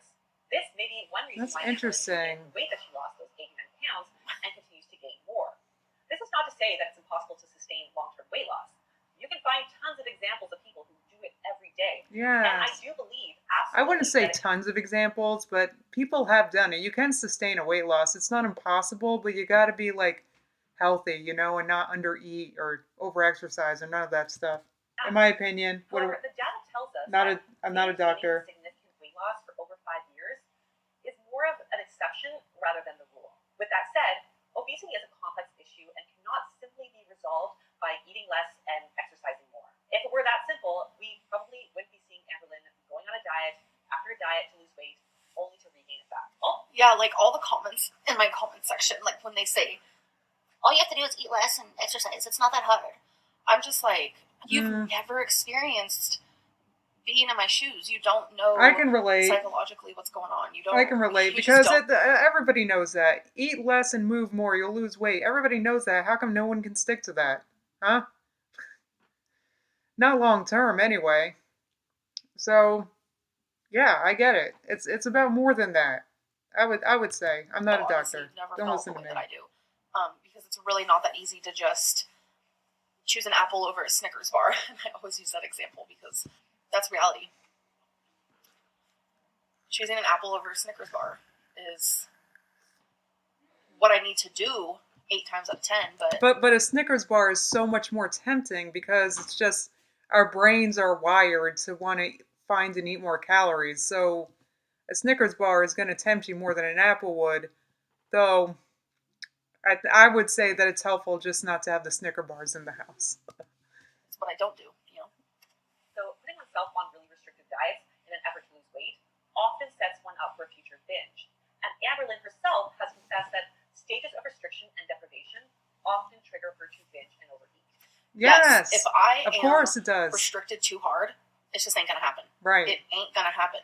I'm not going to lose weight because I will and I do binge. There's no ifs, ands, or buts about it. And a lot of people want me to go on Dr. Now's 1,200 calorie diet, and I'm just like, do you guys want me to lose weight, or do you want my eating disorder to get worse? I can't figure it out, because if I ever try to do 1,200 calories, I would probably get to 800 pounds, because I physically could not do it, because I eat way more than 1,200 calories. I can agree with this. I could never go down that low. I could never. Nah, I can relate. I relate. A Dr. Now's diet, there's a reason why the people on that show have a hard time sticking to it, in my opinion. So they're not just like another normal person who, loves to eat. So they're. I think at the end of this, I want to talk a little bit about how I've been eating and the calories and stuff. But to those of you that, maybe stuff like that is triggering, I'm just warning you. I do want to talk a little more about it. Wait, no. Something's not right up here. This is why the new obesity guidelines suggest that rather than suggesting somebody just eat less to weigh less, it's more important to focus more on the root cause of an individual's weight gain and healthy behaviors that they can actually sustain. Now, one of the many reasons reasons why just eating less doesn't always work is that food is often used as an ineffective coping mechanism to soothe for sure. Emotions. So Anna Lynn's documentation of her emotional eating episodes are often peppered with depressive episodes and follow along the typical cycle of guilt, shame, regret, and fear of losing control.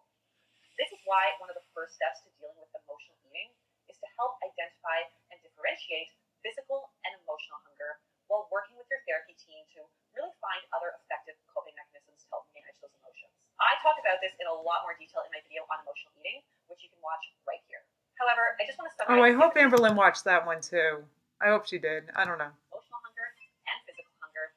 Physical hunger develops gradually, whereas emotional hunger comes on usually suddenly, abruptly, often accompanied by some kind of really strong emotion. Interesting. Emotional hunger often also can drive you towards one specific food, whereas physical hunger often is a little bit more flexible and more open to what's available. Wow, this is like making me realize that I only ever eat out of emotional hunger. Wow. Interesting. Hunger often has a clear endpoint, so you're usually able to experience the onset of fullness. See, I told you guys this was a good video. Didn't I tell you this was a good video? I said that at some point. Maybe it was a Sunday or two ago. I remember talking about this video and saying, this was a good video. There was a part blaming the audience for her weight gain that was annoying, but overall it was a great video. So this is like, I don't know. This is good.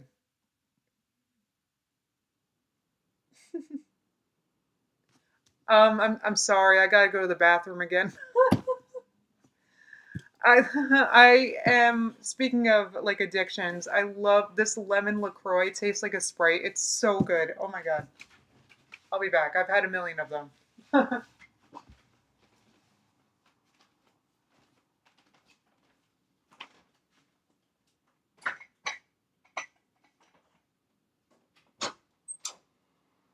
Oh, Rosie, who's that good girl? You waiting for me?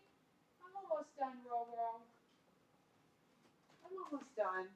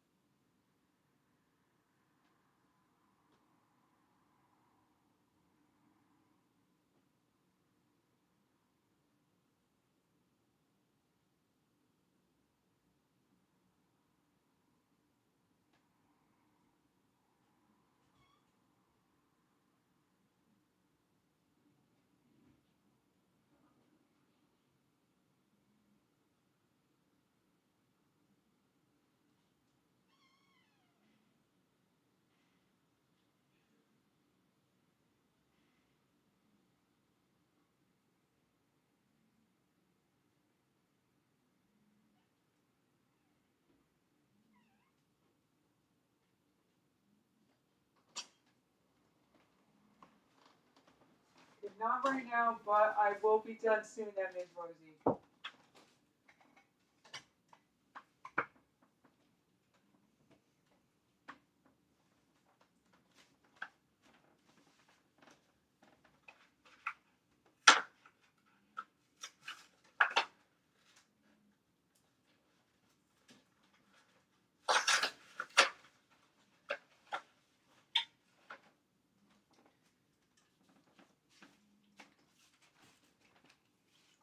Don't judge me. I got to bury one now.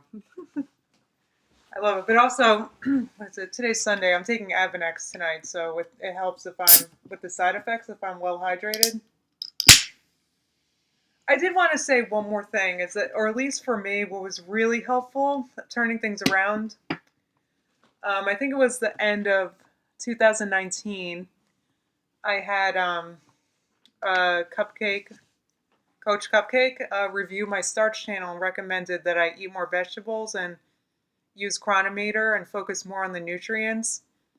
that really turned things around for me, because now that I use Chronometer instead of just a straight calorie counting app, I like to pay attention to my targets. So I always make sure I get enough fiber, protein,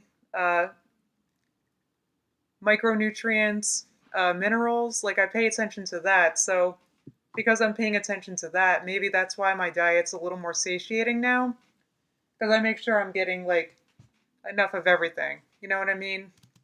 It as if you stop eating. Whereas when you're eating out of emotional hunger, it's often more difficult to feel satisfied or full. And when you don't, it often triggers further feelings of guilt and shame. Now, before we dive deeper into these topics with Alessandra, I want to talk about Amber Lynn's current weight loss plan since reaching her highest weight of 572 pounds in January. So, in an effort to continue to lose weight, that's pretty pathetic that I'm sitting here like, what is it? What diet plan am I doing right now? I've done so many, so it's like, which one am I doing? And with the weight loss goal. Oh, I miss Cupcake too. Wait, who said that? Oh, Carrie. Yeah, I missed her too. She was great.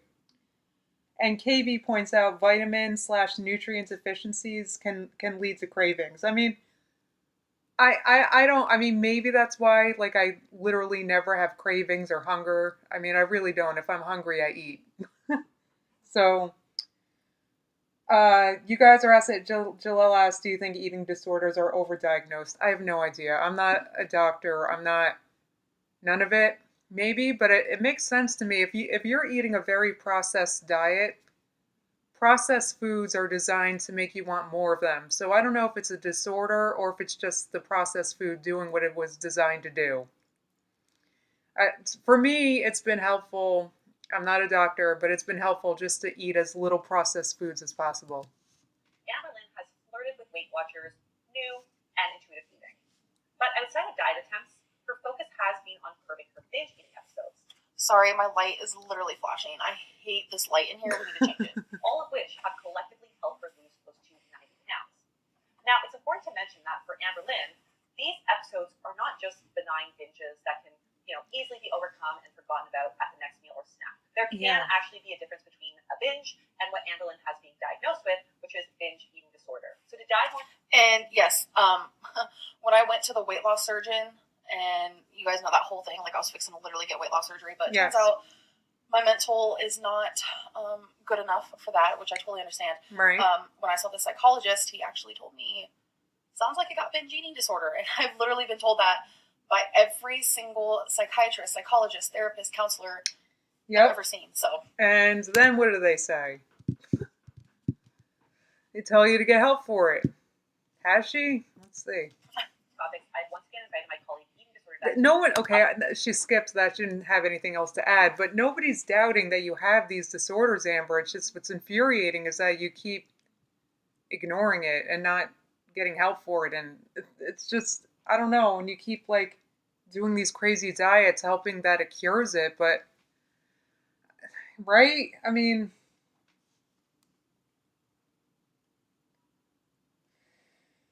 oh, all right. You guys are feeling what I was saying about processed foods. They're designed to make you want to eat more of them. They're designed, you eat it, you want to eat it. They want to sell more of it, so they make it as addictive as possible. I hate to say it, but that's why I'm a fan of like making your own meals. Yeah. Provide her insight and expertise on the subject. Thank you again for joining me, Alessandra. I'm nervous. Oh, thank you. Thank you for having me back. So, what is the difference between a binge and binge eating disorder? Okay, so great question. The main difference between the two of them is essentially clinical criteria or diagnostic criteria. So, a binge eating disorder is a mental health condition that can be technically diagnosed, and it follows very specific quantitative measurements. So, things like eating a certain amount of food in a specific amount of time, generally larger than someone would eat comparably to you. And it also involves some qualitative measurements like feeling guilty, feeling uncomfortably full, eating when not hungry, things like that. But it's more quantitative in terms of recurrent episodes of binge eating at least once a week, they say, in the past 3 months. I do this. Oh my God, I'm going to get emotional. As of lately, I do this every single night. Every single night. Whereas a binge, first of all, can be on something other than food. And it's more subjective in nature. It can be more So subjective. she's been binging every night, she said, as of recently. So, I mean, I don't know if anyone is surprised that after doing a diet like Jenny Craig, a restrictive diet made entirely of processed foods that I'm sure aren't that nutritionally adequate, she would feel the need to binge. Small portions of highly processed foods, full of sugar. I mean, at least I'm not surprised. Personally, I feel like I want to keep saying I'm not a doctor, I'm not a nutritionist. This is just in my experience getting healthier and losing weight because of it. And I'm just not surprised to hear it at all because I just can't imagine being satisfied with a plan like Jenny Craig. So, not surprised. She needs to start considering in my opinion, she needs to start considering the quality of the food that she is eating. And for me, Chronometer was a big deal. Chronometer changed my life because Chronometer shows me what nutrients I am getting. If I'm using Chronometer, it's not because I'm counting the calories. It'll do that for you too, but it also just tracks the nutrients. What are you getting? But more importantly, what aren't you getting? What supplements you might need to start adding? It's a really cool tool. Garden Rabbit put fiber in all caps. Yes, fiber, but also your micronutrients, your protein, all of that. You got to make sure you're getting all of it, and Chronometer helps with that. And Chronometer is free, so I'm not selling nothing. It's just a really nice app. They have an app. They have a desktop version.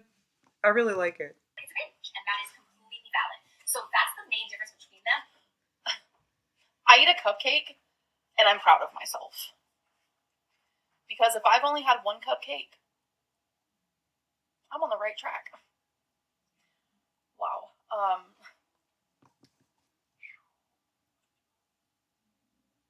Wow. Oh, somebody asked. Emily asked, Chronometer is like Fitness Pal or more detailed. Yeah, it's like My Fitness Pal, but I think with My Fitness Pal you have to pay to be able to see the nutrients of the stuff you're eating, but Chronometer does it for you for free. So I like Chronometer. I really truly am. Very similar, really almost identical. The only difference is one kind of is clinical and checks off boxes, and the other one can actually be more subjective and takes into consideration more qualitative components. Amazing, good to know. And regardless of diagnosis, what are some strategies to help kind of curb overeating and those binge cycles? The main number one strategy for both is meal regulation. Mm-hmm. So whenever someone is experiencing either overeating cycles or binge eating cycles, it is because of some element of what we call chaotic eating, or eating that either doesn't satisfy enough physically or emotionally or mentally. So we want to look at, it's widely known that binging comes from some element of restriction. That's thankfully now pretty well known, but there's this other component. Which is true, because my binge eating got the worst after living in Virginia, where for a large portion of the time I was eating only like 900 calories because I didn't know anything about... Right, and when you're restricting like that, it's not just it's not enough calories, that's a part of it too, but it's also you're not getting the nutrients that your body is craving, and you want to eat more because your body's looking for those nutrients, Like I said, I'm not a doctor or nothing, this is just in my opinion. You'll be more satisfied with a nutritionally complete meal. And that's why I like Chronometer, because it helps me figure that out.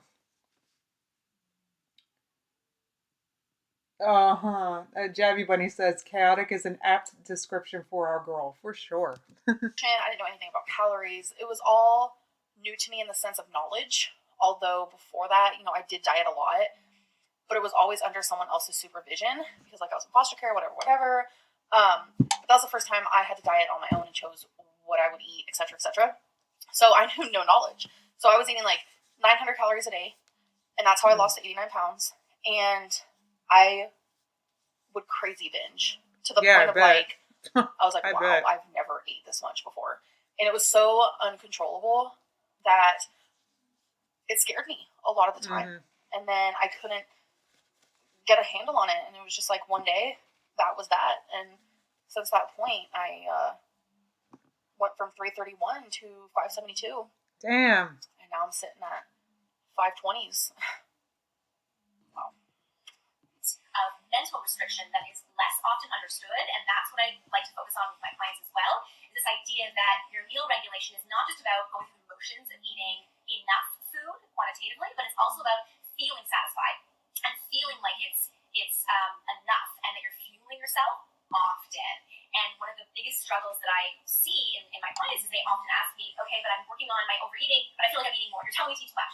And that's the biggest struggle, because ultimately it feels like they're eating more when really we're taking away. Yes, the whole eat more, weigh less concept. It works. It works. It's not going to be as fast. You know, in this society, we think a diet sucks if we don't lose 10 pounds in a month. But I tell you what, you lose weight in a sustainable way where you're fueling your body proper. Yeah, you're going to lose weight slower, but you're going to lose it for, you know what I mean? I want to talk more about this after the react. See, that's hard for me too, because it's like when I was doing Jenny Craig, which I haven't talked to you guys about that whole thing, which I need to. Obviously I'm not doing Jenny Craig anymore. No, I don't blame her. Breakfast, snack, lunch, snack, dinner, snack. And I was like, oh, this is perfect because I'm eating 6 times a day, but it's like all it ever made me do was think about food. Yes, and because that food was full of like sugar and crap. That's why. And they were tiny portions. That's why. It was not a good diet. Because I couldn't stop thinking about food, so it actually made me binge. It's processed food. I don't know. The important thing is we're taking away the mindless eating that they weren't even aware they were doing. So we don't really count that. But when I'm like, okay, for lunch, have a sandwich and some veggies and hummus and a piece of fruit. Right. Like, that's a lot of food. That's a lot of food. But it does. It feels like it is. Because right. But yeah, have a sandwich, but have veggies and hummus and like, look, have a sandwich with a whole grain bread. This is not like calorie dense food. So you could eat a lot of it, but you're not eating that much calorie wise. Do you guys get the concept? Calorie density. That's really the main strategy when we want to curb is meal regulation and satisfaction. Amazing. Great tips. And in your opinion, why do a lot of weight loss diets fail individuals who suffer from binge eating disorder? Well, I think weight loss diets fail everybody, and I think in one way they really are unfair to people who suffer from binge eating disorder and overeating, though, is because they're often, again, there's this stigma of that binge eating and overeating is about eating too much, a loss of control, no willpower. So weight loss diets offer this wonderful solution to just kind of fixing that, but it fails them ultimately because it's not about, it's about deprivation. Again, not just physically, but mental deprivation, but it pulls on their heartstrings of, you're not good enough. Like, you're just not doing it right. Like, if the diet didn't work, you eat too much, that's the problem. So it really is hard on them because they're disadvantaged in terms of the stigma of binge eating and overeating, for example. So insightful. And is there often a focus on weight loss when treating people with binge eating disorders, or is this just like too triggering for the most part? Definitely too triggering. It's very much counterindicated. So we would never focus on weight loss at all. These are the beginning stages of treatment. That's something that a lot of people don't realize. Every time someone tells me, go into inpatient care, you need to lose weight. First of all, no. Like, I'm not going to inpatient care. I will do outpatient. Okay, there's more to that too. I hear that a lot too. She needs inpatient. But I don't know if that's an option for her. Because I just don't know if that's an option for her. Unfortunately, the healthcare system in America just isn't set up like that. Like, if they're going to keep you in the hospital, it has to be for like a medical reason. Unfortunately, it's not like if you're going to be in a hospital for like an eating disorder, your BMI has to be like below something. You know what I mean? Like, it needs to be like a medical, not just, doc, I can't stick to a diet, put me in the hospital. That's really not how it works. That's why people get kicked out of the hospital in Dr. Now's show. Like, you have to be in the hospital for a reason. So I'm not sure if it's an option for her.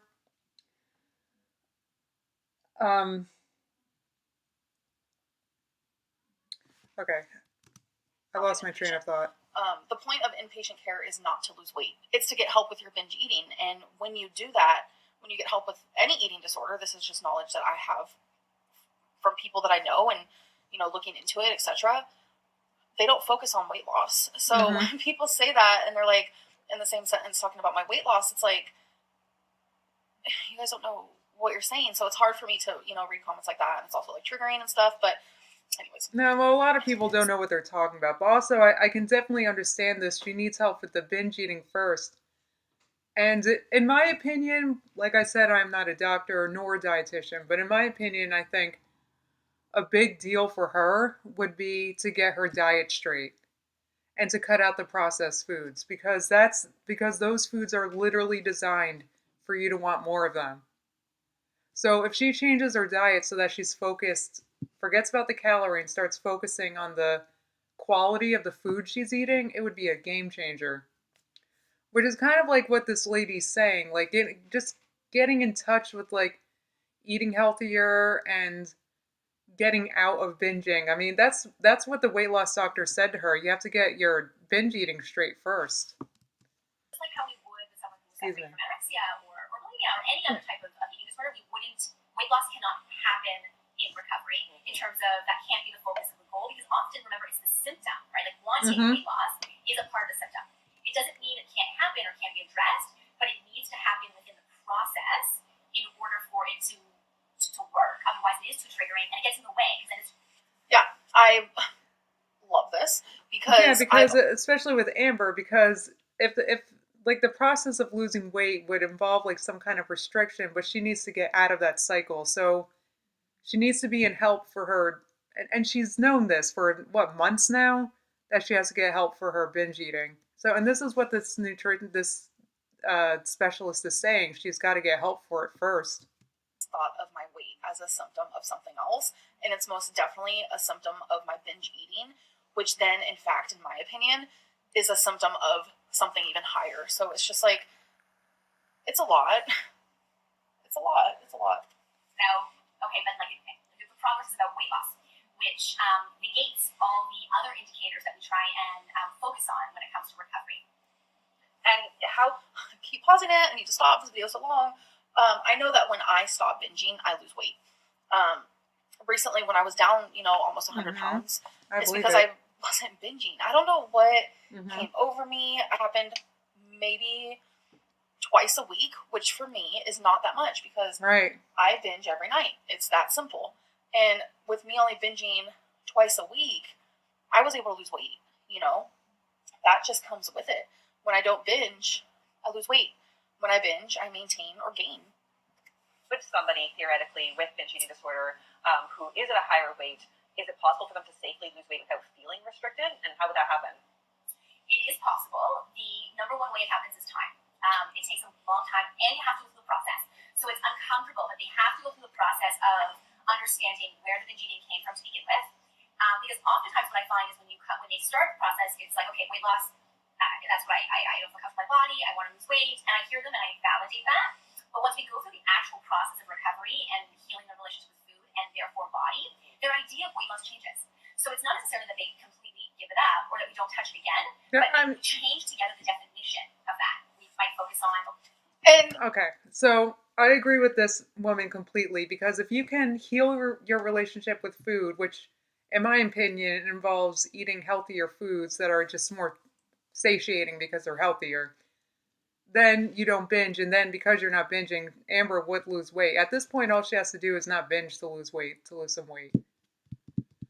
So, boy, this is a great specialist in my opinion. I think Amber should see her. Oh, I'm listening to everything she's saying, but my mind is also going at it too. I am not saying that weight loss is not something I need to do. I'm not saying that weight loss isn't important. No, but weight loss is inevitable if you stop overeating, in my opinion. 1,000% is. I need to lose weight so I can live longer. That is 1,000% true. It is so much harder than me just counting calories or doing Jenny Craig or doing Weight Watchers. Like, there's more to it than this. And that's why it's just so hard for me when people are just like, looks like she quit another diet. Looks like she's not doing Jenny Craig anymore. And it's like, people make jokes about it. And it's like, you're making jokes about a psychological problem that I'm going through. And for some reason it's okay to do when it's about me. But if it was about anyone else, it's like, it's not okay to do. So it's a weird concept that bullying and making fun of someone's eating disorder is allowed under my channel. And which in fact makes it harder for me. But Amber, here's the thing though, hon, is that you're not addressing it yourself. I mean, you kind of make fun of yourself too when you say you have a binge eating disorder and then buy like every cookie at Trader Joe's. You're kind of making fun of yourself a little bit. So get help. You need to get help for this stuff. You can't just like make videos like this and expect them to. You got to take some steps, Amber. In my opinion. So. Enough to want to get help because I read these comments as a job. I feel like it's important that I do read the comments here and there, and they make me feel unworthy and like I'm not good enough of good things, and it just puts me in a really dark hole. Really, it does. Well, what does weight loss mean for you? What does health mean for you? Is it about a size? Oftentimes, those kinds of things are what they would say at the beginning. Yes. It's about a jean size, or it's about looking a certain way in clothes. When we go through the process, the definition changes to something a little bit more holistic, and that's how it can safely be done. Because then their mindset is shifted to something much healthier than just a body size alone. So it can be done safely. It just has to be done over time and with the right unpacking along the way. Right, so, Amber, get help. Could somebody with binge eating disorder ever get to the place of being able to eat intuitively? Absolutely. I see it all the time. It's one of the most amazing things that can happen from a binge eating disorder that is like pretty chaotic in eating. You can go and eat really, really intuitively. Emotional again, sorry. Time and trust, because ultimately it's a relationship that's broken, and we just have to heal it. And once your relationship with your body is healed and you practice, that's the other thing I tell my clients, you gotta practice. It's not perfect. You're gonna have days where you don't eat intuitively because I just want to be normal. Aww. I just want to be normal. I'm sorry. It's just some of the things she's saying. It's just. Oh, totally like I remember, doable. I was watching a video with. I was gonna say with Becky. I was watching a video by myself, but Becky was in the room with me, and it was a Vlogmas video. And this girl, she was showing like what she was eating for dinner, and I was just like, that portion is so small. And I had to remind myself, it's not small, it's normal. And I want to be normal. I want to be that person. And just knowing that I never will be is so hard to wrap my head around. Like, I don't know anything different than what I know now and how I am now. And it's just really emotional for me. You're busy at work and you know you need to eat and you're maybe not really hungry, but you know you have to. That's not really intuitive, but it kind of is because you know you need it in the bigger scheme of things. So these are the ways that we talk about intuitive eating. We make it practical, and absolutely anyone can eat intuitively. And do you see success with implementing like mindfulness strategies for people who have binge eating disorder? And like, what would be the most effective? Mindfulness is absolutely number one, very effective. And ultimately, it's effective because it forces. You know what, Big Bitter for me? I don't think this is rehearsed crying. I think this is a real thing she's really dealing with. Only because I know how really addictive processed foods are. Because you just can never get enough of them. There's a reason why I avoid them like a plague. I get it. And she is down deep into processed foods to a point that she needs to get a processed food that has the word healthy on the label for her to think it's healthy and to buy it. You know, like she is just so down deep into this. I imagine it seems hopeless, you know. What this eating disorder specialist is describing is just reshaping your relationship with food so that you're eating more satiating, healthier things to avoid the binge. That's what I'm hearing. So I don't think that Big Bitterful Me said TikTok acting school. No, I don't think this is acting. I think she's really like this lost in how she should be eating in all of it. I really do. Usually the opposite of what's happening when they're overeating or they're binge eating. Even if they're aware, some clients will say, like, oh, I'm in pretty aware I'm binge eating, even so there's a disconnection with your body. So mindfulness kind of brings that all to the surface. So it's things like unpacking, your triggers, environmental triggers, figuring. Like, speaking of triggers,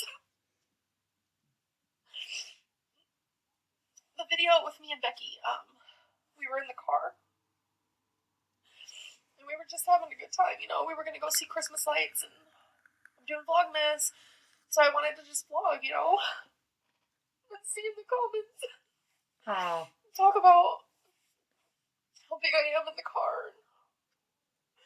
People were, like, joking about it and saying rude things, there were a lot of jokes. Ooh, I love this. Doppelganger Nails said, oh, I love this. Thank you so much for this comment. They said, it's so true. Always darkest before dawn. When will she decide to take control rather than feel sorry for herself? Oh my God, Doppelganger, that was great. Amber, you could get yourself a specialist like this to help you. Absolutely, because I don't think she can do this herself. I don't think so. I think she's way too down deep into her problem to do this on her own. And these crazy diets that she signs up for, it's just not going to help. It's just restrictive. It's not teaching you to eat the right things. Jenny Craig is only teaching you to eat their food and follow their plan, and then you'll lose weight. It's not teaching you how to eat a more nutritionally complete.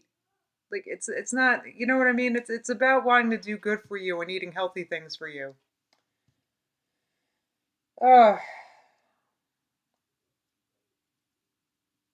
Mouse Mom 40 says, I left a comment encouraging her to see a nutritionist of her own, someone who can help her learn more. Yeah, I mean, she does get nice comments in there. Unfortunately, it is true that she just gets horribly vicious comments that aren't helpful at all. So, but I mean, there's people there that are, wanting to help. But anyway, so I thank you, Doppelganger. I really liked that comment. It's just, I hate to be negative. And Doppelganger just said she could contact these actual ladies. I'm sure they will either take her on or can refer her. Yeah. And then there were some people who were just like, wow, Berlin, you're so big. I think it's time for you to get a new car and to get help. You can't even fit. Nice. It triggered me so bad. And I binged afterwards because it's like, seeing things like that, like, that doesn't help me. That didn't help me at all. It just made me feel worse about myself, and I wanted to numb it. And I've talked about this before where I'm like, I want to feel good about myself and love myself because that's the only way that I will change. And I know it seems so, like, that doesn't make sense because if you hated yourself, then you would want to lose weight. And if you loved yourself how you are, then you wouldn't. I get that. But I see it so differently. I see it as, like, if I love myself, then I would want to lose weight. KB Collision said, this is the perfect time to add this, because Amber's like, if I loved myself, I'd want to lose weight. KB Collision said, eating garbage isn't self-love. You aren't depriving yourself by not consuming it. And maybe she needs, like, a help to figure that out. I mean, eating garbage is just, like, what's that going to do? I'll tell you what it did for me. Okay, maybe I'm at a low in my weight, but I look puffy AF, in my opinion. That's why I was so surprised to get on the scale and saw I lost weight this week. It makes me I broke out. I don't know if you guys can tell. I have pimples everywhere. It's garbage food. It's not good. I don't know. Eat it sparingly. Within myself and all this. But then if I am self-loathing and reading comments like that, it makes me want to numb it, which then in fact makes me emotional eat and binge. And it's just like, that was so hard to see, Like, seeing people make fun of my size is so sad, and it is fat phobic, and I talk about this all the time, and people don't want to accept that you are fat phobic, whether it be subconsciously or not. So we have to reposition things in your kitchen. We have to reposition where you sit at the table. Oh, thank you, Garden Rabbit. They said, Justine, you look amazing. Thank you. I am so self-conscious. I'm so self-conscious. I really didn't want to go live today because I haven't eaten great the past week, and I just feel like I'm broken out and puffy, and thank you so much. Oh, Jabby said, I'm breaking out hard. It might just be stressful. Well, that's true. I don't know. Screen time, goals, Thank you, guys. Triggers can literally be anything. Help bring mindfulness to the surface, as well as tons of journaling. So that helps. I love a journal. At the beginning, I'll have clients write a ton of notes around their meal times. I'm less concerned with their logging of the food and more about the context around it, because that's the mindfulness piece. And so it's very important. That's a good idea. Amazing. Okay. Yes, Amber, stop focusing on the calories. It does nothing but hurt you. It puts you immediately in the scarcity restriction mindset when you count calories. Immediately, because you're already thinking like, okay, I ate this much, I have this much left, I should have this much for lunch and that much for dinner, then maybe I'll have a little bit for that much for the end of the night so I can have a little bit. Like, it's just, no, focus on the quality of what you're eating. And the quality of the time, your eating time. And I really like these ladies. I really like this girl. Use that emotional eating component that may contribute to binge eating. Of course, in addition. Sarah, we are going to the P.O. box. Tomorrow. Tomorrow's Monday. Yeah, we're going tomorrow. I last went, I think, 2 weeks ago. Oh, Kimberlini said I didn't even notice your breakout. Oh, bless you. So like I mentioned, journaling is very, very helpful. But again, it's this idea of just tuning into your body's cues. So I like to use introspective awareness a lot with my clients and asking them, how do you, can you listen to your heartbeat, your pulse? How do you know you have to go to the bathroom, your bladder being full? Do you ever question that? I'm like, no. And I'm like, okay, well, that's where I want you to get in food. Yes, I like that. I love that.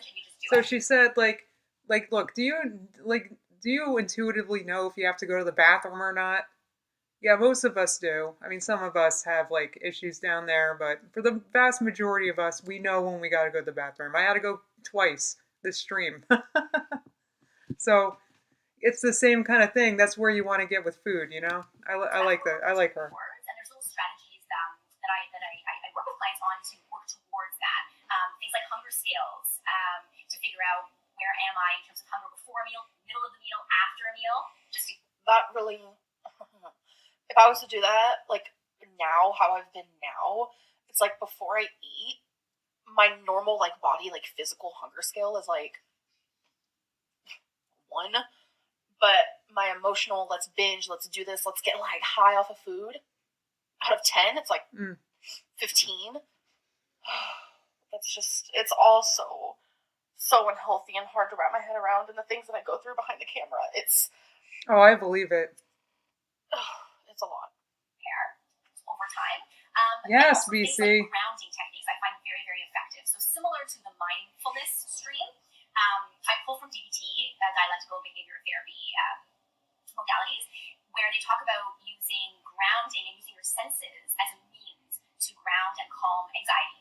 In DBT, they use it for anxiety. So sometimes I use it when we have urges for binging. So we might kind of together figure out, okay, well, which of the 5 senses do you identify strongest? And if someone says, you know what, touch is really important to me, we might think of something that they can use as a touch mechanism to have with them when they are experiencing an urge or when they're coping through something, like fuzzy blankets or a squishy ball or a fidget blanket, things like that. And any of the senses and a pillow. These very powerful tactile grounding techniques and strategies. So we create kind of an urge toolkit using these strategies, so that when people go into situations that are very stressful around food, or even when they're at home during the mealtime, you can go towards this to curb the emotion. Because whenever we have emotion, we just got to ground and get present. And so, what about those clients who say, "I know I'm hungry, I know I'm full, but what do I do about the times where I'm hungry for the wrong foods?" Mm-hmm. Which is me all the time. Question. So my answer to that would be, let's figure out why you think they're wrong foods, right? Because that goes back to the mental restriction then.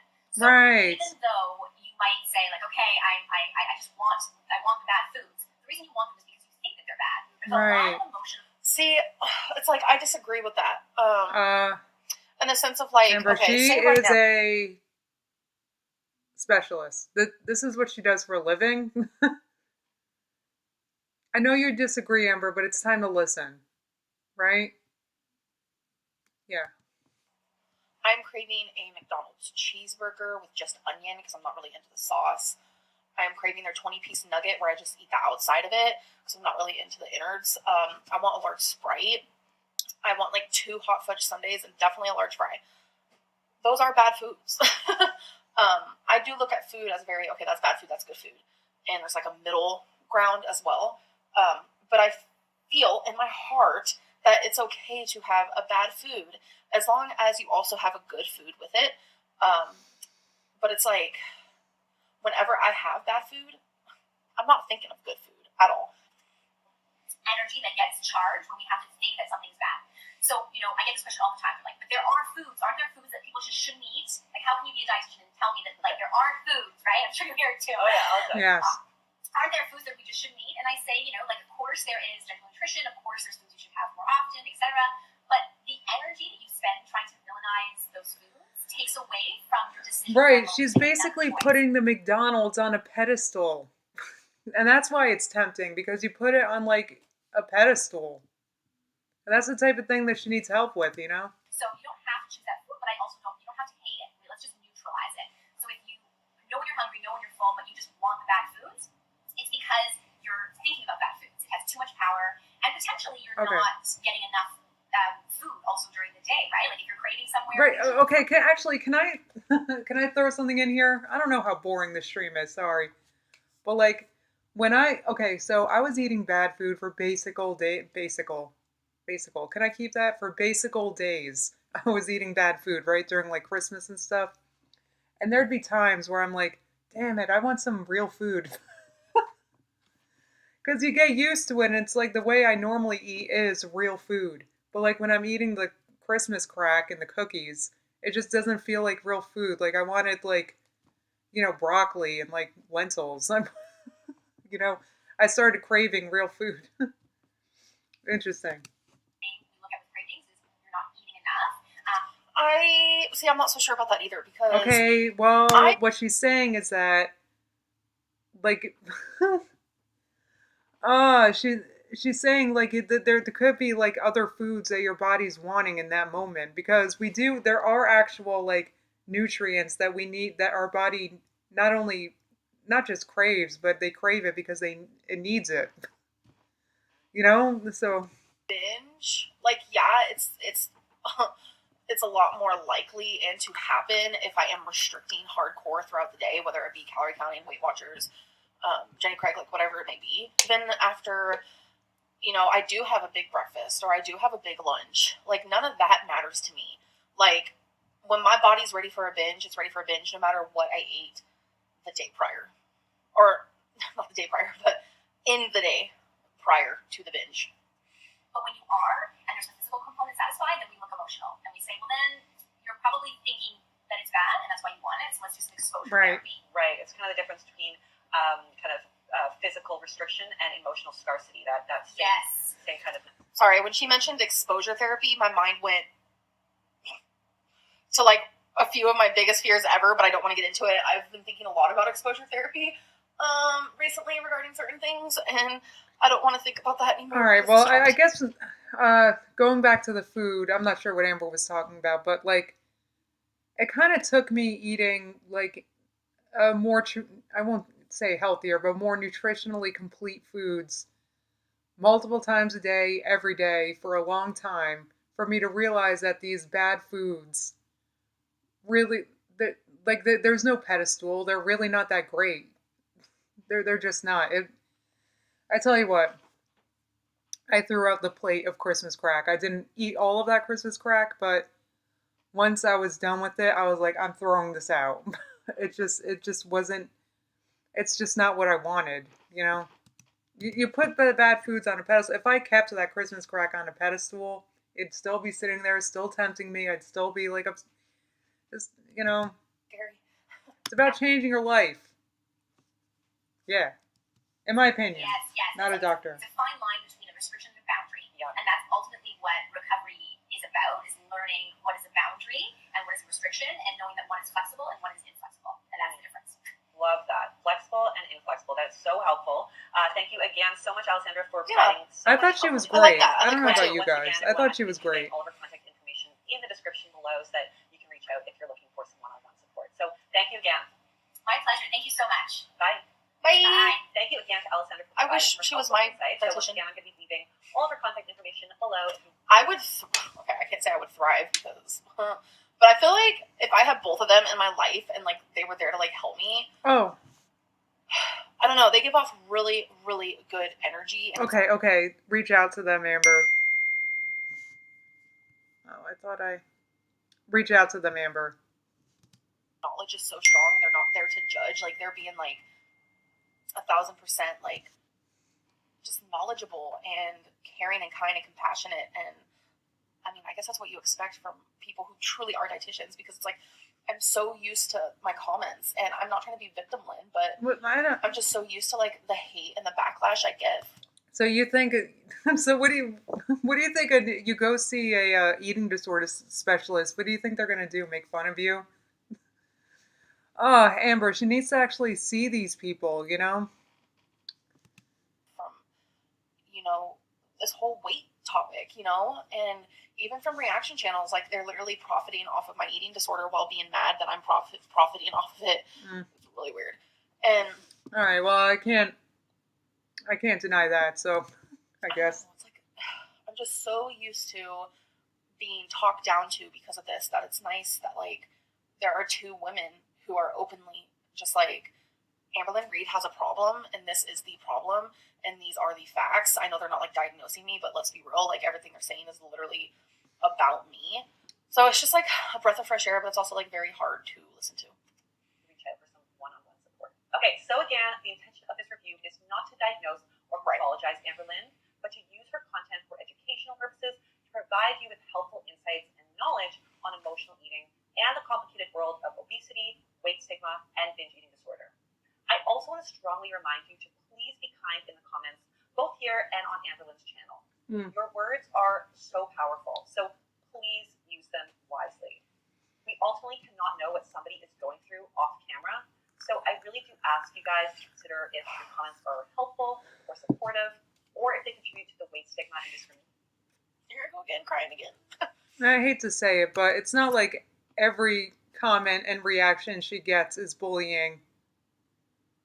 She doesn't want to hear it either way. She had these two specialists talking, and she still found herself disagreeing because she knows better.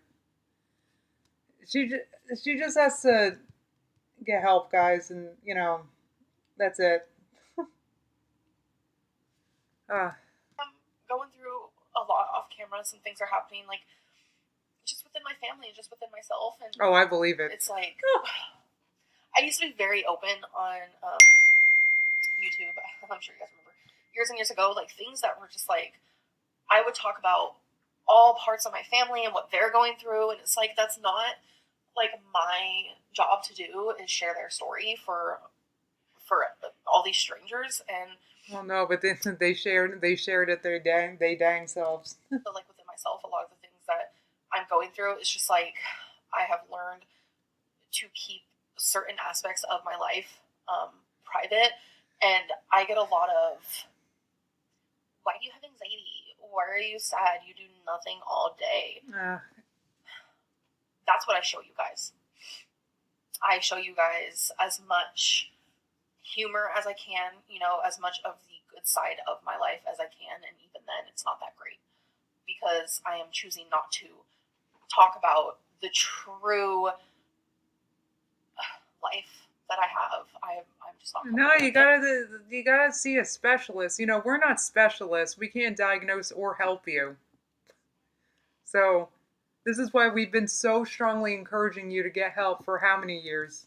And so I choose to show you the, oh, me and Becky are opening gifts, or watch me clean my vanity. What shampoo and conditioner do I use? I just no longer feel comfortable sharing such personal and deep aspects of my life, is what I'm trying to say. All right. And you really never know what someone's going through, That's all right. I don't share everything on my Starch vlog at all. So you don't have to share everything.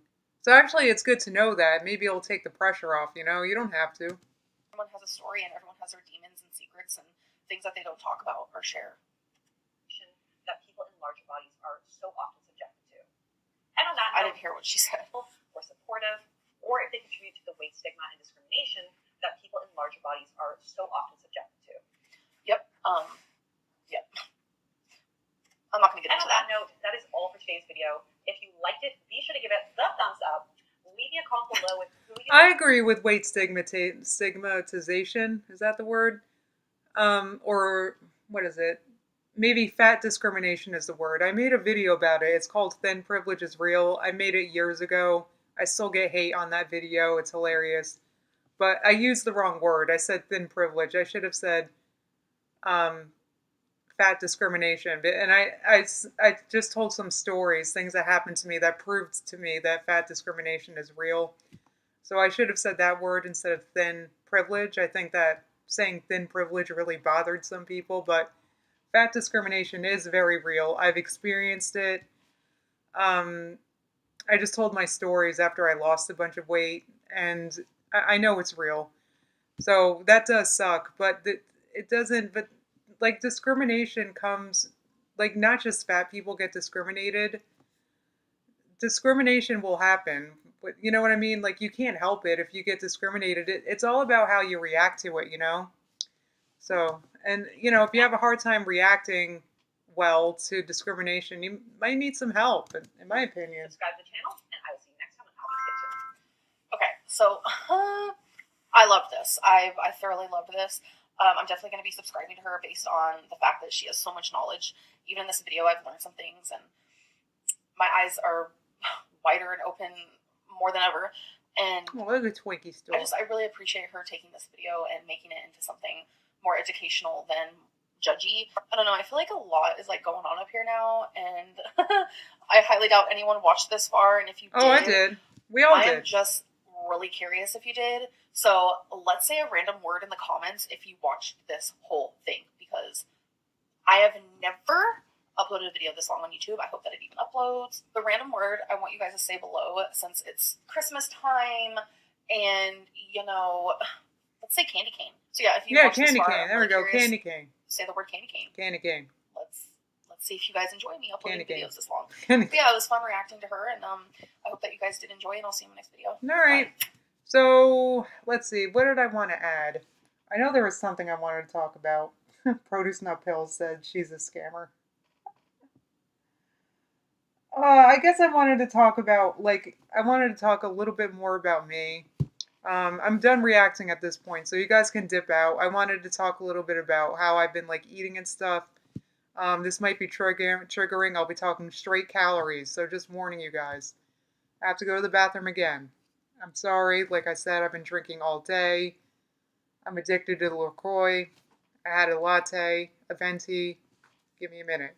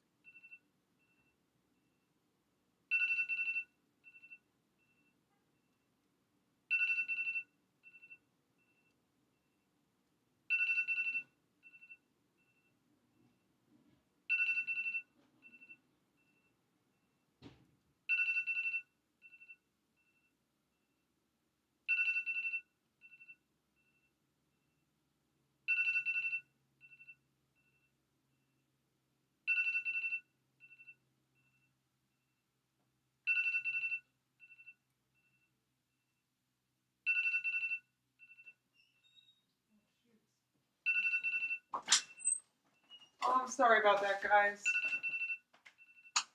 Oh my god, I'm so sorry. Sorry, everybody. I'm sorry about that. Yeah, that's an alarm to tell me to take my medicine, but I slept in quite a bit today, so I'm not taking that for another 2 hours. 4:20. That alarm go up at 4:20. Sorry about that, guys. No, that's my baclofen. I take it 4 times a day. So usually I take it at this time that went off, but I'm going to take it at 5:30 today. Is your alarm really set to 4:20? I guess so. I guess. I'm sorry. That's a good alarm, not annoying. Sorry, everybody. Okay. So yeah, I guess I wanted to talk about me a little bit. I just you know what it is? I guess I wanted to talk about calories a little bit because I haven't been like, I don't know. I'm not really like in a calorie deficit. I've just been, I guess you could call it a deficit, but like, I'm just letting my weight catch up to what I'm eating. You know what I mean? Like, if I'm in a calorie deficit, it's like maybe 200 calories a day. Like it's barely any deficit. And I'm just letting it, that's why my weight loss is so slow, but that's also why I'm never hungry. So I've just been, you guys are killing me. Anna said hilarious, 4:20. Was it literally 4:20 when it went off? That's so funny. Anyway, so okay, Green Gypsy Bird said if you lost weight, you're in a calorie deficit. Yeah, I mean, I guess, but I don't know if I was in a deficit this week. I don't know what happened. I don't know. So,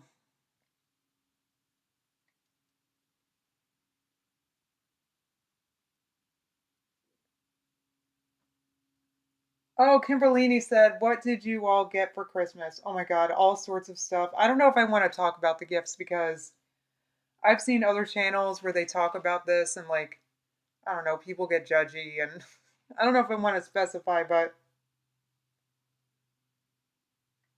oh my God, Anna said, is it weird that I fantasize about being ALR's neighbor and helping her? I don't know. I mean, we're not a professional, so I don't know how much we could help her, you know? I don't know what we could help her with.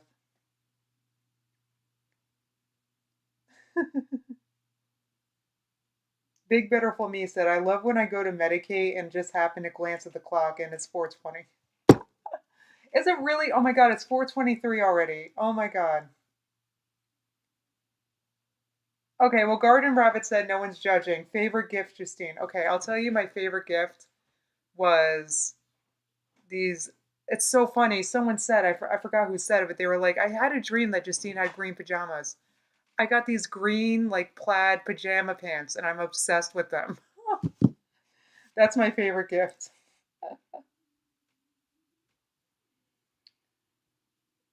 All right, well, it's already 4:20, so I think I got to wrap this up, guys. This was a really long one. Thank you guys for sticking around and watching. I hope this was interesting. I hope that Amber goes back and rewatches this and actually listens. And I know it's tough when you react because when you're reacting, you're like wanting to fill the time. You know, you want to react. You want to pause and say something because you're reacting. But I would encourage her to go back and listen. Listen, because there was a lot of sound advice in there. There was a lot of sound advice, and I think that it would. I mean, she could reach out to that eating disorder specialist if she wants. I'm sure she would not mind. Maybe if that therapist can't help her, maybe she could refer her to somebody. You know. New Year's Starch Vlog? Yes, New Year's is coming back, or January 1st is when Starch Vlog returns. So there will be a Starch Vlog. I'm starting to record for that on Tuesday, though I recorded a little bit this morning because it's when I got on the scale and I was like, look at my weight. Like, what happened? I've been eating like crap. What on earth happened? Oh, so funny. I really wish that Amber goes back and listens to that video. It was a great video. I really liked it, and I thought it could help her a lot. So,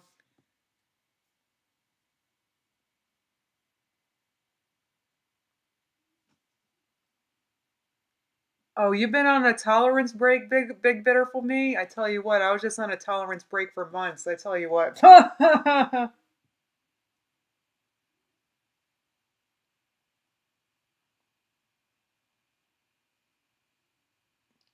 All right, Annie. Oh, you're late, Annie. All right. Well, I'm about to close this up. Thank you guys so much for coming. I will be back soon. I can't wait for the new year. I hope you guys are subscribed to my Starch channel because I want to start looking at I think High Carb Hannah and gosh, what's her name? I keep forgetting her name. I keep forgetting. They're coming out with a new Eat More Weigh Less thing, and I want to look at it and maybe do it. I don't know.